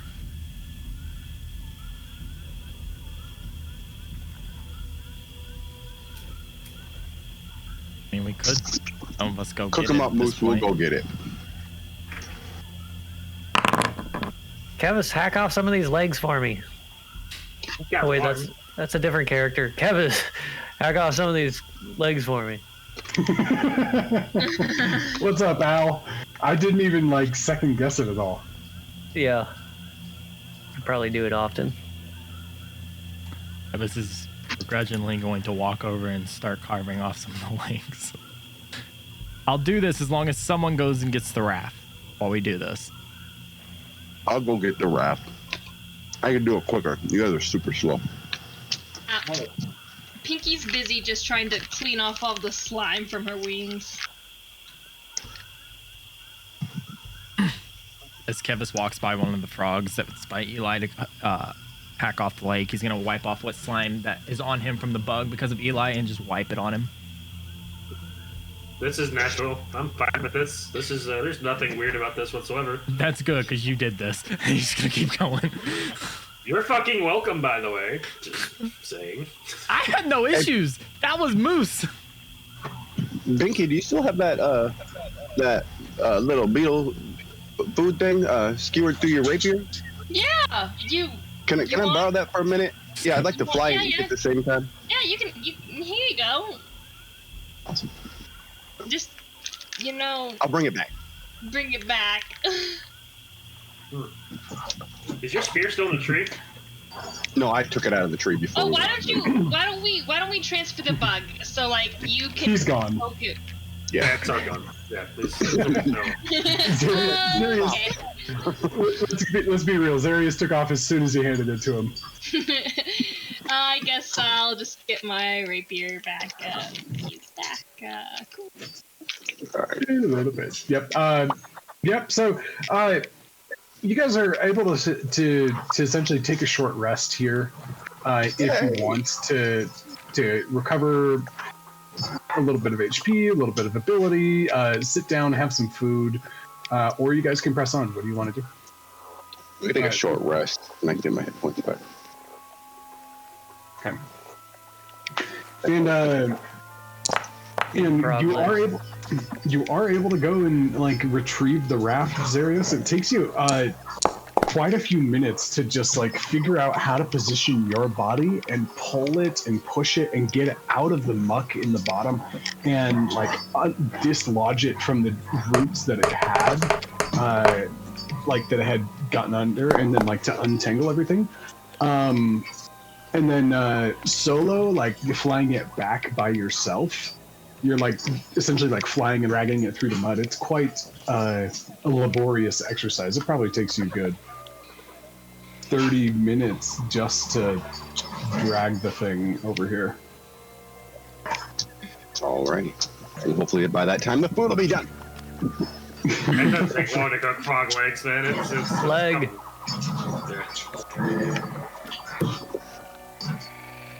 Yep. And I come back Okay. and the bug is gone from her rapier, and I'll wipe it off on the ground, and then I'll give it back to her. There's a little bit of like bug slime around his beak. You have a muddy rapier. Congratulations. Da-da-da-na-na-na-na-na. The rapier of bug I slime. fucked around. Okay. The predator becomes the brunch. All right, you guys. Is everybody taking a short rest? While I do that, Morgan, can I roll a perception check for mostly the Eyes? stag? Yes, you can. Mostly the stag at this point. Eyes, got it. Roll your perception. 24. It's pretty much. 24. You look around and things seem to be pretty calm at the moment. Nothing out of the ordinary. Just you kind of walked in on a den of folks. They're not used to having things come this way. You don't really see any tracks or things that look like paved walkways or anything here. You expect that you kind of wandered onto like just a place that's mostly natural. Like people don't interact with this space, which is probably why the wildlife was so aggressive. Kind of gather that, but besides that, no, it doesn't. You don't see anything out of the ordinary for this place. I mean, this place is weird, but Right. you know the normal type of weird at this point. So then I would like to. Oh, go ahead. No, go ahead. You're fine. Okay, so I would like to try to fly up and look around and get my bearings to see if we can get back on track to this hill.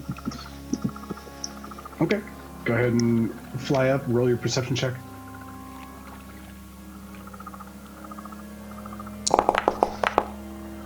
God damn it! That's my third natural one today. It is. You fly up and you realize that there's a chunk of bug left in your in your collar, and it's very delicious. And suddenly you forget why you're up so high.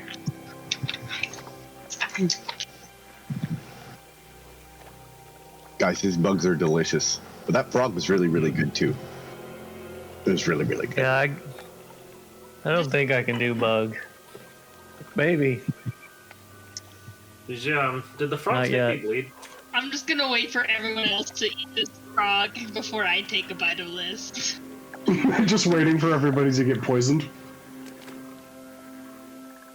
Pretty much. Yeah, I'm just like, huh. Everything is food. All right, so you guys have a nice fire, a kind of a gentle warmth that you haven't felt in a few days as you've been traveling, being rained on and being in the tree and the misty night air and things like that. It kind of warms you up a bit, makes you shiver a little bit. You reap the benefits of your kills and have some frog legs, nice and juicy, a little bit greasy, but ultimately quite delicious. And some roasted bug, which comes off a little bit crispier and with a bit of a snap to it.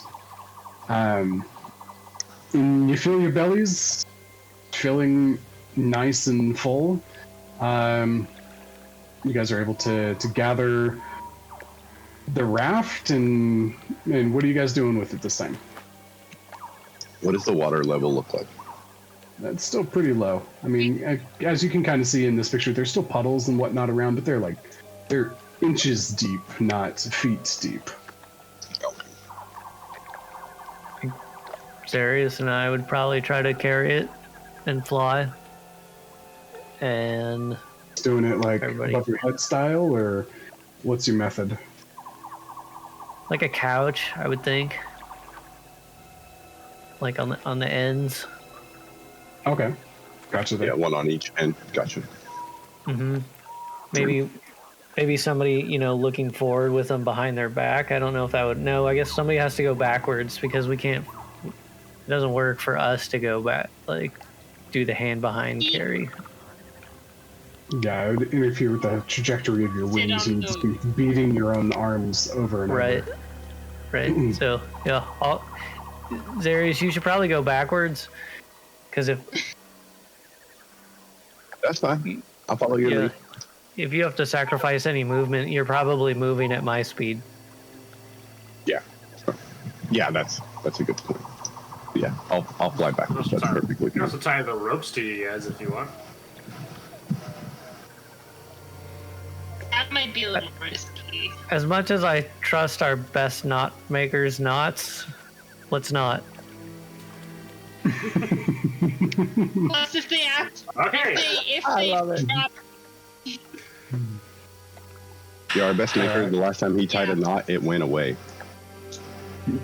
Yeah, we have no idea why it left. Do we need we a- don't we don't know that the knot failed. It could have just been some creature came and untied it, right? So Yeah, technically nobody knows. but what we're- also Right, that's true.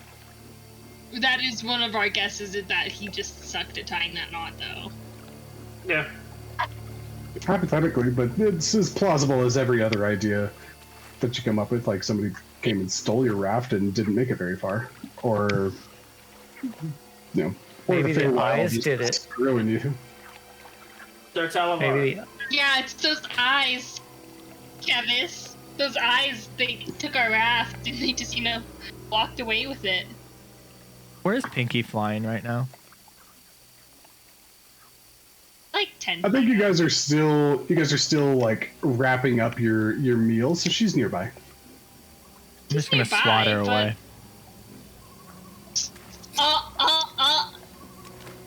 Not to damage, but just to get you away. Yep. Shoot fly. Bro, Don't bother me. what? I'm not near you! Swipe. Well, you're small enough. The wind of him swiping will fly you into a tree. I will also look at her and be Dragon Ball like, Z style. It might knock me. I wanted to look at her and be like, watch out for those frogs. You might be lunch. Or snakes.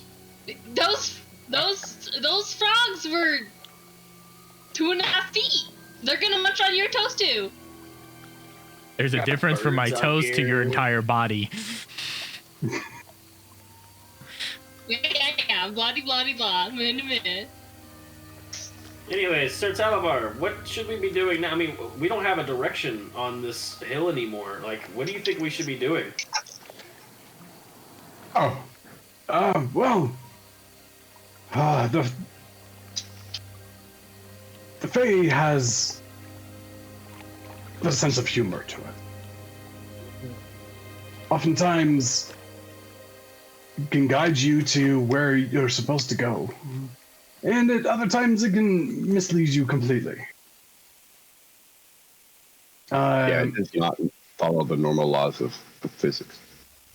Not in the slightest. I am more familiar with the physics of the Fae than that of your realm, but from what I can tell, they are quite different. Here, we press on and see if we can get a little luck from the surroundings. Yeah, that Maybe they can help guide us. sounds hilarious. It's fucking. I guess, yeah, let's keep pressing in the direction that we thought that the hill was in the first place, right? That's what we should do.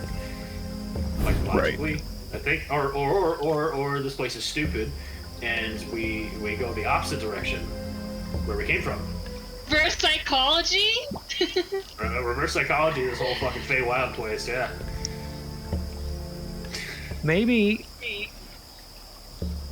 maybe somebody that spent more time in the Fae should take point. 2 people here that spend time in the Fae, or 3, I guess, with Talabar, but he can't really move. So in between Pinky and Candace, Pinky's the one that can fly. Yeah, I would say put Pinky in the front, but Pinky will get eaten by damn near half the creatures out here. I'll keep an eye out. I'll keep one eye peeled. Kevis was getting eaten by the other half. I was just focused on putting you in the cage to keep you safe. I'm still for the cage. All I don't need to be in a cage. He's all for putting us in a cage. Let's get you all in cages, actually. all in cages, and then wrap No, something but around you Eli's can't mouth so do he can't that. backtalk anybody. Yes. I guess you want me to give a look around, seas or something, or you just want me to lead the way? I kind of don't want you to fly off by yourself. I feel like that's a bad idea. Yeah. I'll just... Why don't you just fly up really high and then look around and see if you can see if you can spot like a big hill at all. Because it was fairly big. Morgan, while she does that, and Kevis walk over a little bit to a tree, trying to put his hand on the tree, close his eyes, and kind of speak under his breath. So, I see you sent a friend.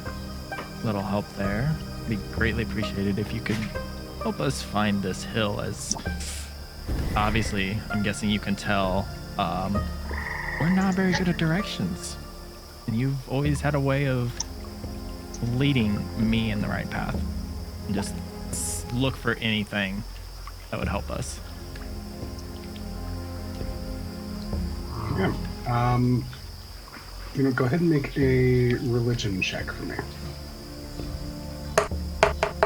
While doing that, I'm flying really high into the air. Hoping my knowledge of the Fae gives me a better idea. And Pinky, give me a perception check.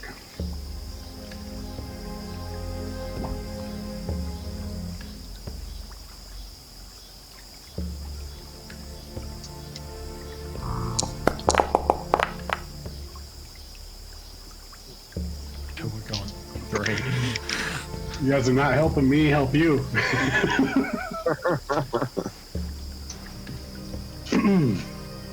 I know the Fae. You might get advantage. So, guys, with your perception and like you kind of reaching out to the world around you, something is going on that just has you guys mixed up. And you don't know where you are or anything. This is just essentially troubling.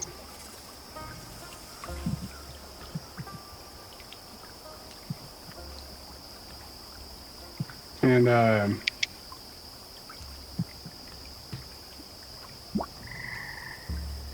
you guys spend the next several hours trying to find something. Anything that'll give you a clue as to where this hill has been moving around to, if you're close, if you're far away. After a while, Zarius and Moose, your wings are getting a little tired from carrying the raft for such a long time. And you all settle down, find a nice spot to be and to be warm. Kind of into rest. You guys just aren't having the luck that you were hoping to have at this time. Let's try to not find it.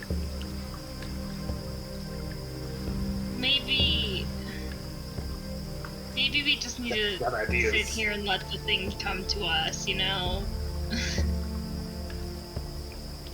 You know, Kevis, how long do you want to stay here in the Feywild? Is this something? This is a place you're willing to spend years in, waiting for a hill to show up? No, I didn't think so. I don't have years to wait. Even better point. Some of us may die waiting for this hill. Oh my gosh. Or Name get of the eaten. hill, That's Godot. another thing. Okay, so like, what do you want us to do? Like, I've looked around. Darius has looked around. Moose, you want to try going looking around? I just looked around. I guess I could scout again. I was about Also, to say the best luck we've had is had Z run off and scout ahead for us. That's the best luck we've had.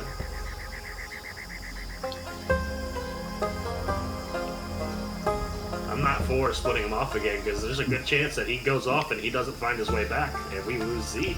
why I mean, don't I don't You think that's a risk we should be taking right now. We are Yeah. very much lost. Very, very, very much lost. Don't go anywhere, Zers. Okay.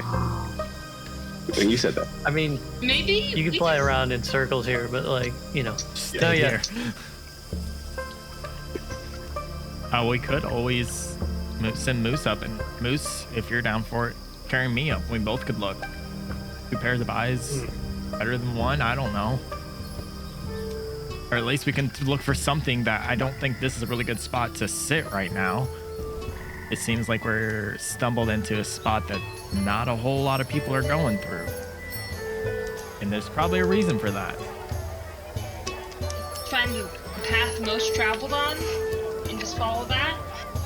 How many people have we seen here? Like people?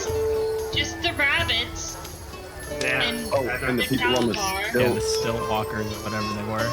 We don't know There if was they're there was people. there was stilt walkers. Yeah, they were collecting eggs. Yeah, the night we were on the raft. Me- I was definitely. Oh, sleeping you were for that. asleep. Me and Eli saw him. Yeah. Moose, and at this time you start to hear something. It's you guys jovial. It's musical. Yeah. Do you What guys- is Do you guys this? hear that? There's like flutes. And maybe a dog?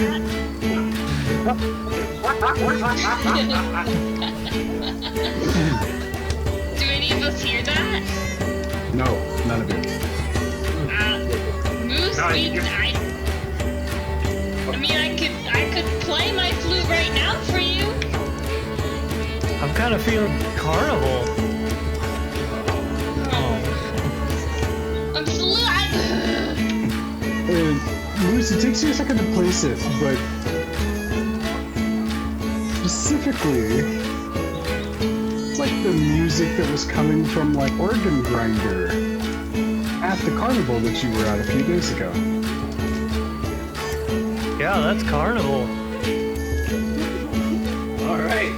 So, what do you want to do? You want to set up a tent? You want to have a pie eating contest? What's going on here, bud? I mean, We could potentially have Moose lead us there, because he's the one who can hear this, apparently, whatever, this carnival or whatever.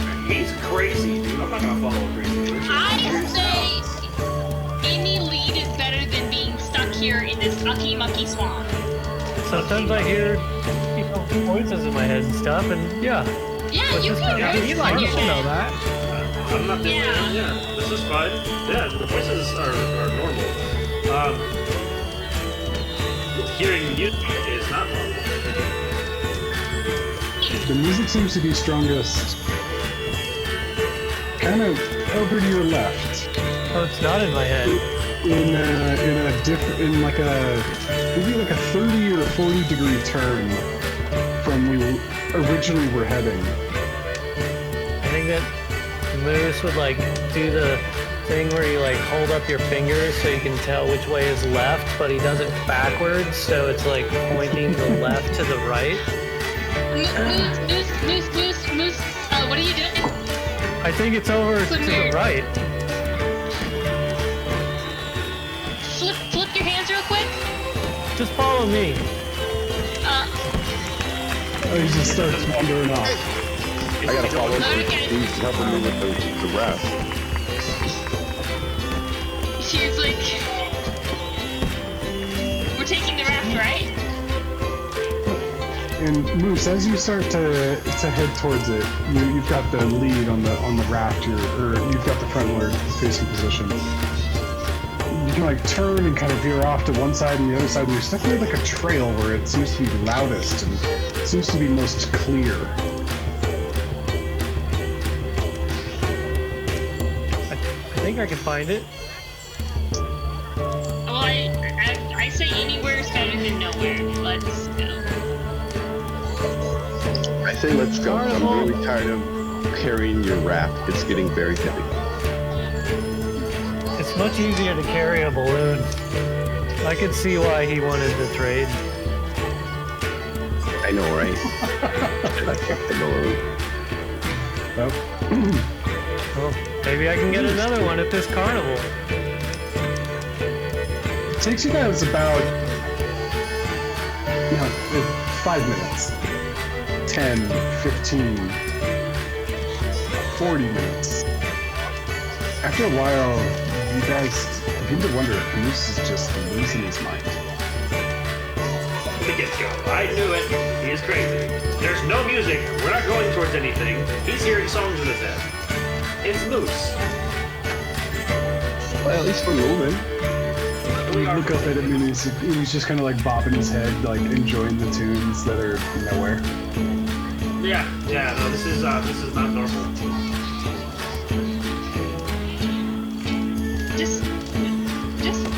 Just humor him.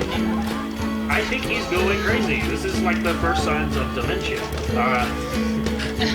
And how long has it been since the last time we like looked around for any landmarks? We looked around. This whole time, because you've just been attached to the rafts with Moose. Fly up and see if I see something that looks like a carnival somewhere. I know what a carnival looks like. Yeah, Pinky, you can fly up and look around. Give me a perception check. Come on, I know what a carnival looks like. Right? No, Do you? You don't. You fly up there and look around. You're looking for a carnival, and there is no carnival. You know the signs of a carnival. You know what to look for. You know the clearings that they make, and the fireworks, and the tent poles, and the lights. There's nothing like that around here.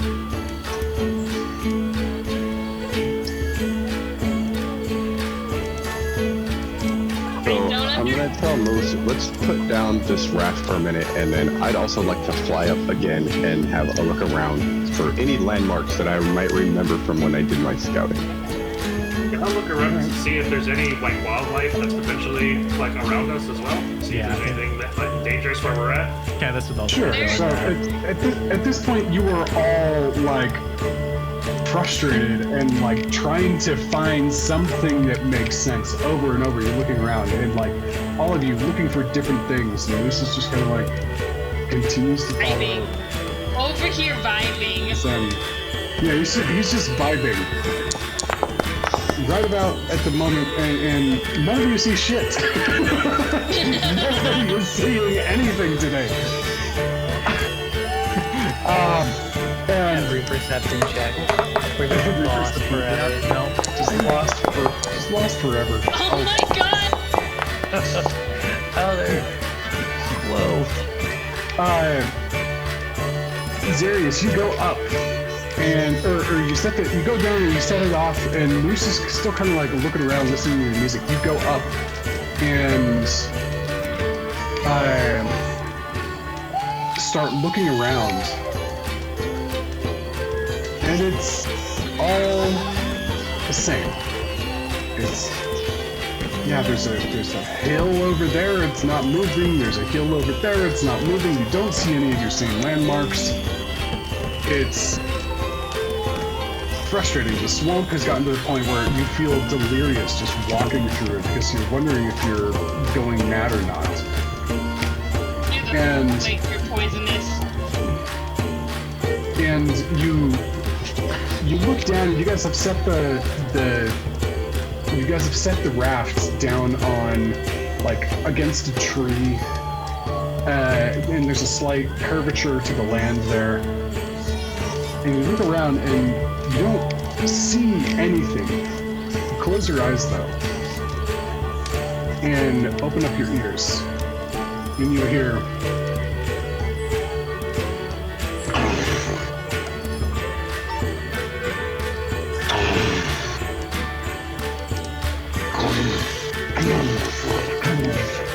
And everybody that's on the ground, you are all immediately shaken with what is essentially an earthquake directly underneath you. Falling to your knees and bracing yourselves against trees, and Pinky, you're in the air, it doesn't matter. I'm just like, guys! Yep, and the slight hill that you are on, you really take a look at it, because it wasn't moving. But now it is. And it begins to shift and shake and kind of shimmy itself. And you guys are on some version of moving land that begins to, after a minute of like seemingly getting up and righting itself, it begins to move a little bit northbound. And you guys, and you look over the edge, and there's rocks and like branches and grass and clumps of dirt just falling off the edge. And you look over, and you are maybe 20, 30, 40 feet up by the time it reaches its full height. And it begins to move along with you. Moose. Right as the music kind of reaches a crescendo, and you see the hill begins to move, and you look around. You're kind of, and the music fades except for like one space over here. It was kind of surround sound, theater mode, all around you for a minute, which is why you stopped. You couldn't keep following anything because it seemed to be here. You look over, you see kind of walking slowly to be behind a tree. A monkey with a vest, with a fez, and intelligence in their eyes. You recognize this monkey. You met another carnival. Monkey! They have a cup in their hands. They were the ones running the organ grinder. You gave them a button from your pants. It's the button monkey. It's the what? And as you yell out and say, "Hey, it's the button monkey," it kind of like looks at you, winks, and like shakes the cup, and walks behind the tree and does not emerge on the other side. And nobody else. No. We see this as not okay, cool. Nope. That makes sense. None of you saw that. Where's the button monkey? So Moose is crazy. Moose is crazy. Is Good. Hearing things, Conclusion. seeing shit. Well, that's okay. Not the first time. Not the first time what? Hearing stuff. oh, so you hear Shit. stuff? You hear and see stuff too? Well, like my conscious every once in a while. Oh. Doesn't your conscious? Don't you like hear your conscious sometimes talking to you? No. Sounds like I your don't know mom. What?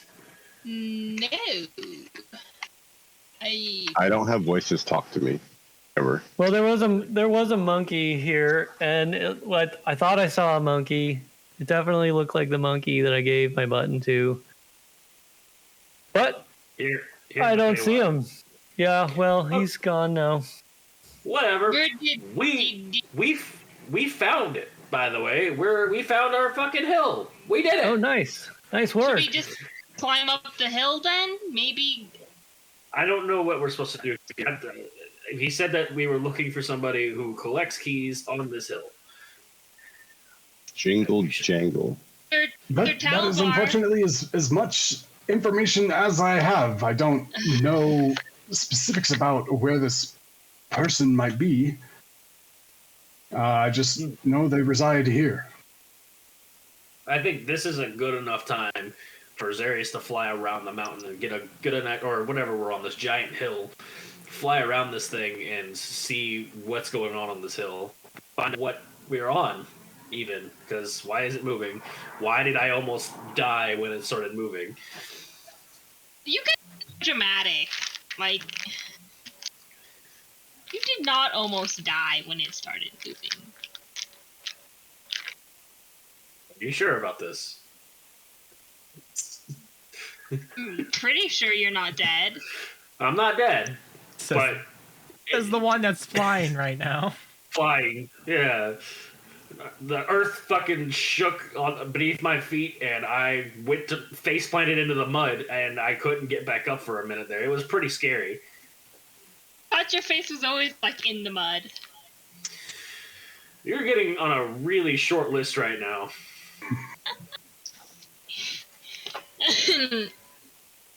Okay. As I feel, Oh, I'm just now on the list? Getting there.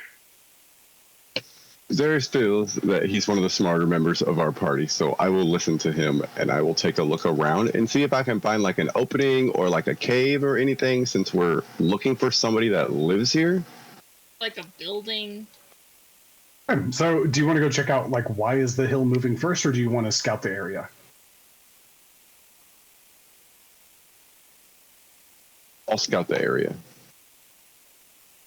Okay. So you fly up, and the hill is moving. It doesn't seem to be moving very fast, especially for U's area. So you're able to, kind of track it and keep, you're able to keep up with it and move around pretty easily. And as you fly around, go ahead and give me a perception check. Wait 1 second. My page is refreshing. It had frozen.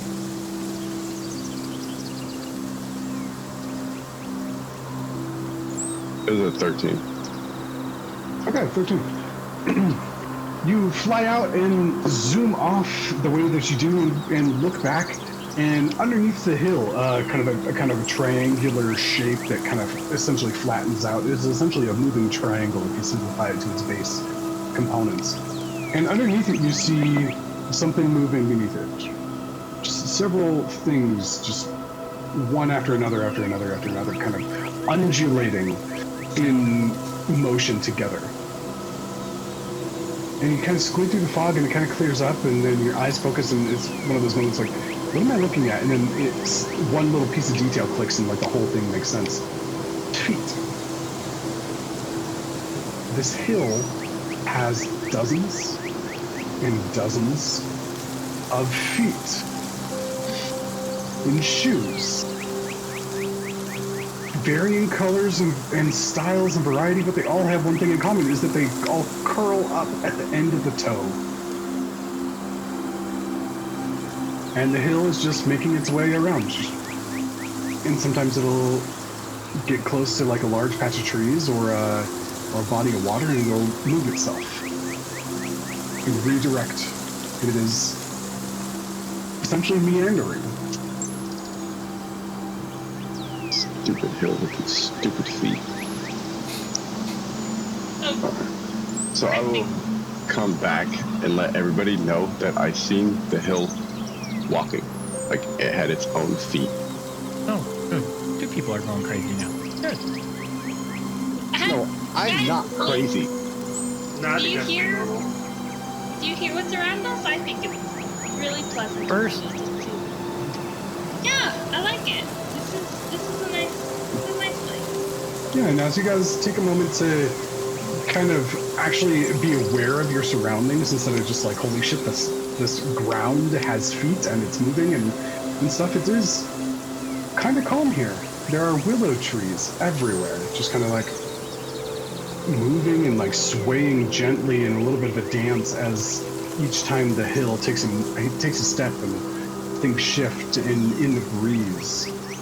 And it's almost looking at like several layered curtains that are all just undulating in time together. And it is quite beautiful. And there's a mist here, not so much of a fog as it was previously, but it's a little bit sweet, like that of ripened tree fruit. And there's a kind of a silvery green moss as you kind of look around, and it seems to wind in an upward path. There's normal grass and dirt and trees and branches and such, but there's definitely like a kind of an upward slope of this moss that doesn't seem to be appearing anywhere else. The hill has feet. Does it have eyes? I didn't see any eyes, just really weird looking feet that curled up at the end. But we could kind of follow this path and see where it goes. Good idea. It's a very nice place. Yeah, you guys are able to move along and continue and start to go up the path. Can we just leave the raft? Because, my goodness. Honestly, if we can figure out how to control this mountain and use this as transportation, screw the raft. In my opinion. Seriously. If we can figure out how to make this thing move for us, this is probably the best kind of transportation we can have here. I'd say yes. We bring the raft up the hill a little bit, but let's just leave it like next to a tree or something. No. Maybe like Okay, but if we can't get it back, then you owe me a balloon. Yeah, you can have as many balloons, maybe as many balloons as you want. Maybe. I make no promises. That's at least 7. We can try to get you 7 balloons. And as you guys begin up the hill and start making your way over there, Pinky, with your passive perception, you guys bring Sir Talavar with you. Yes. There is something different about these trees. There are even times when there are no gusts of wind, there are no shifts in the mountain, things seem to be going pretty smoothly, and yet they dance, they move, they sway, even when there doesn't seem to be any logical reason why they should. And I wonder if these trees are hearing the music moves here. And it's not just music is gone. Well, and Pinky's the only one that sees this. Gotcha. And you occasionally see not just the willow's long curtain of leaves that are moving either. Sometimes it's a branch that moves, or you swear you see a twist in the trunk that goes back to normal.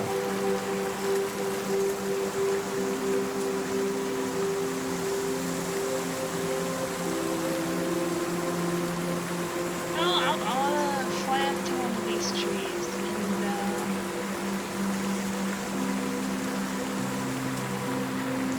and make a little flower bloom. You do what now? I'm just gonna make a little flower pod bloom or something as you craft on this tree. Okay. Come over, and there's a branch that seems rather pleasant with its hanging curtain of leaf.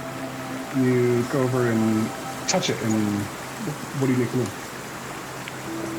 like a very kind of one of those bell-shaped flowers that like hangs down a little bit. Maybe a couple of those hang off of its branches.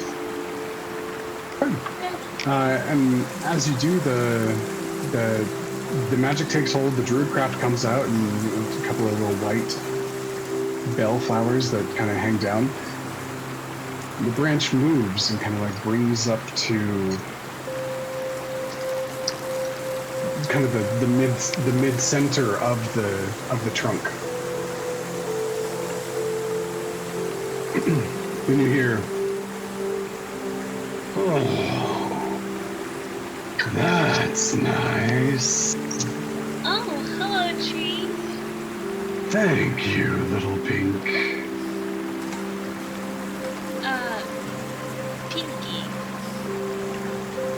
Pinky.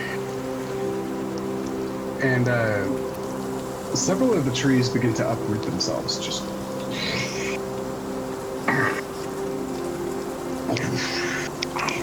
and they move they move like they stretch, and you hear creaking and slight snapping of bark and twigs.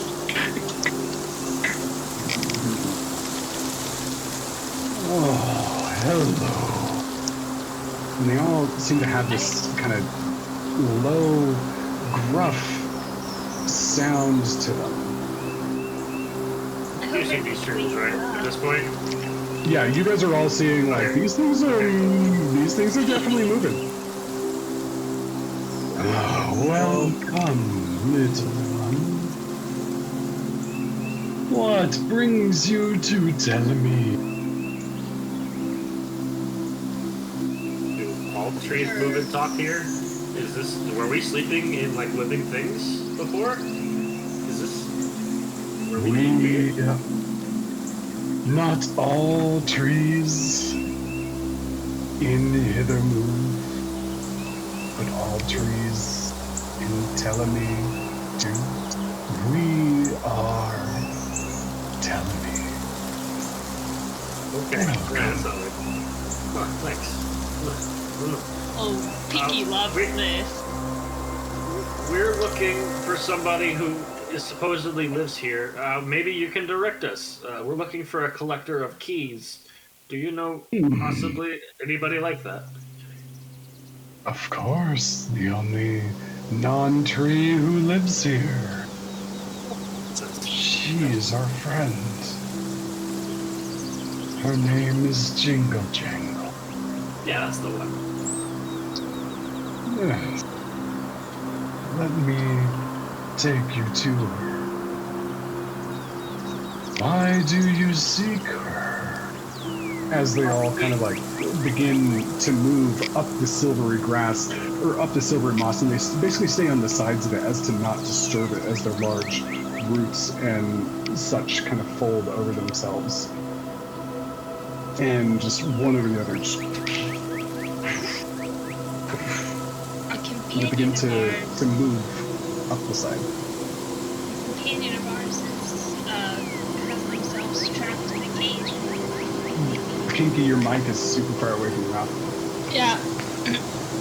There we go. A companion of ours got stuck in the cage, and we were just hoping maybe we could find somebody who could get them out. Oh, I'm sure Jingle will love that.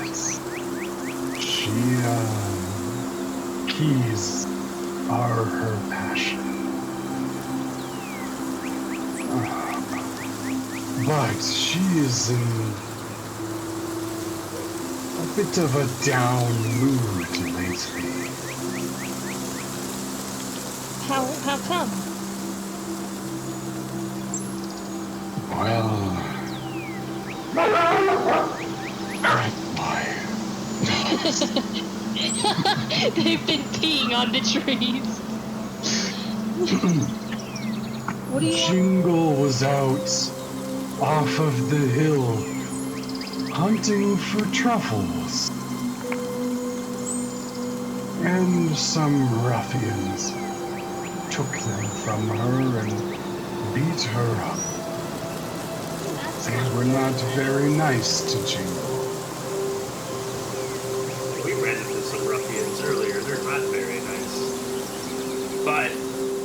would say so. They were using a wine bottle as a gourd. It was weird. I don't know much about gourds or wine, so Do you maybe know anything that's normal. Do you know anything about like a rabbit gang? No. We stay on the hill. We are the hill. I like this hill. Thank you. Freaking out. We like you too, Pinky. Thank you for the flower. I usually only grow flowers in the spring.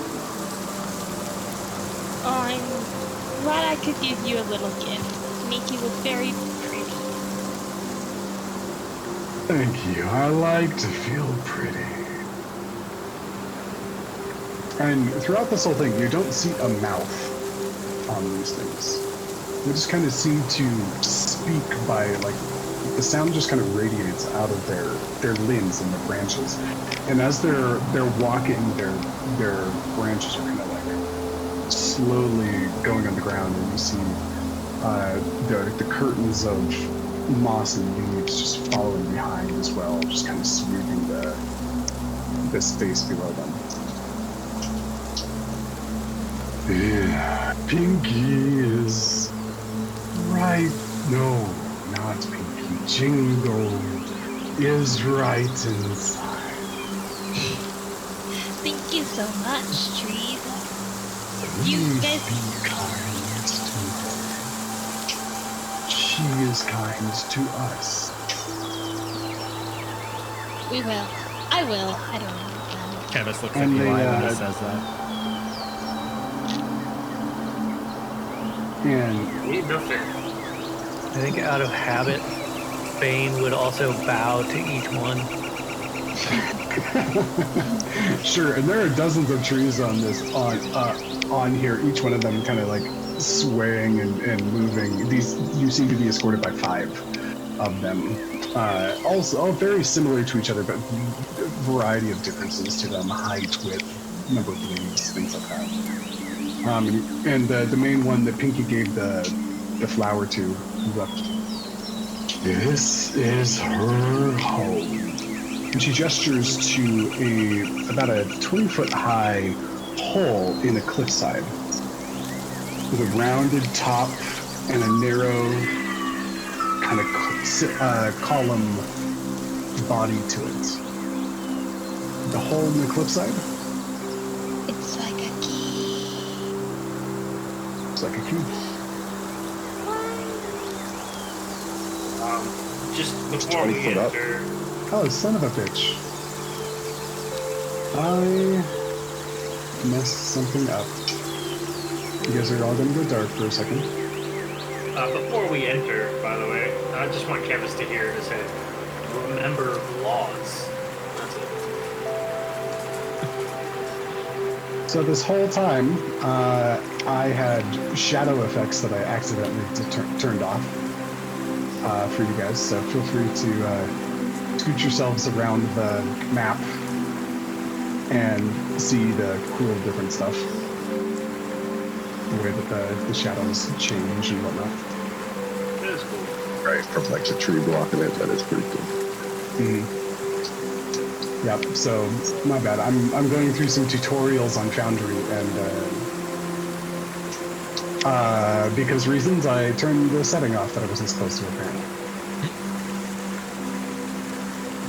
You said the hole is 20 feet in the air. It's 20 feet up the cliffside. Yeah, about 20 feet up the cliffside, but it looks like it was kind of hollowed out and it immediately slopes downwards into some stone stairs. Okay, well, I'll just fly 20 feet. See at the top? Wait, maybe present your... wait. No, it goes downwards. So like it's 20 feet tall, but it immediately like goes inwards and deeper into the mountain. Don't just go in. You gotta announce yourself. He's probably gone. I would knock on the door. There's no door. I just put doors in there for yeah. And you guys go in, and it is immediately colder as you step down the stairs or fly down the stairs or whatever you're doing, or tuck and roll like Eli might. It's essentially immediately colder. You are underground, and it feels so. And it's dimly lit. Various sources of lights. Some of them physical, like a lantern. Some of them maybe magical, like just like a bobbing globe of lights dangling around. There's a subtle scent of iron in the air as well. And you look up, and there are string after string after string after string of small, thin wire stretched across the ceiling at different points, different layers, almost creating a spiderweb effect. But none of the wires seem to connect to each other. They're all just crisscrossing, and it creates this interesting web pattern above you. And there are several divots and weights on each one of the wires where different keys are hanging from them. And you also see hundreds of keys littered across the floor. Can I just, call out, hello? Yes, you can. And as you do, you hear the sound of metal shifting back and forth and clinking against one another.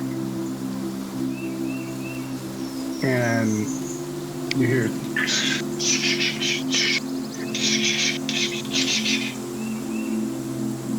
I told you guys we should have announced ourselves before we just walked through here.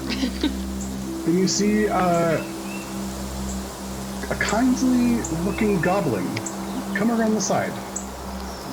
She's short, her feet kind of turn in a little bit. Her posture is that of someone who's very shy. And she comes around, and she's dragging a stick with several long pieces of metal connected together in like a kind of a long chain. And there's a padlock on the end of each one of the long chains.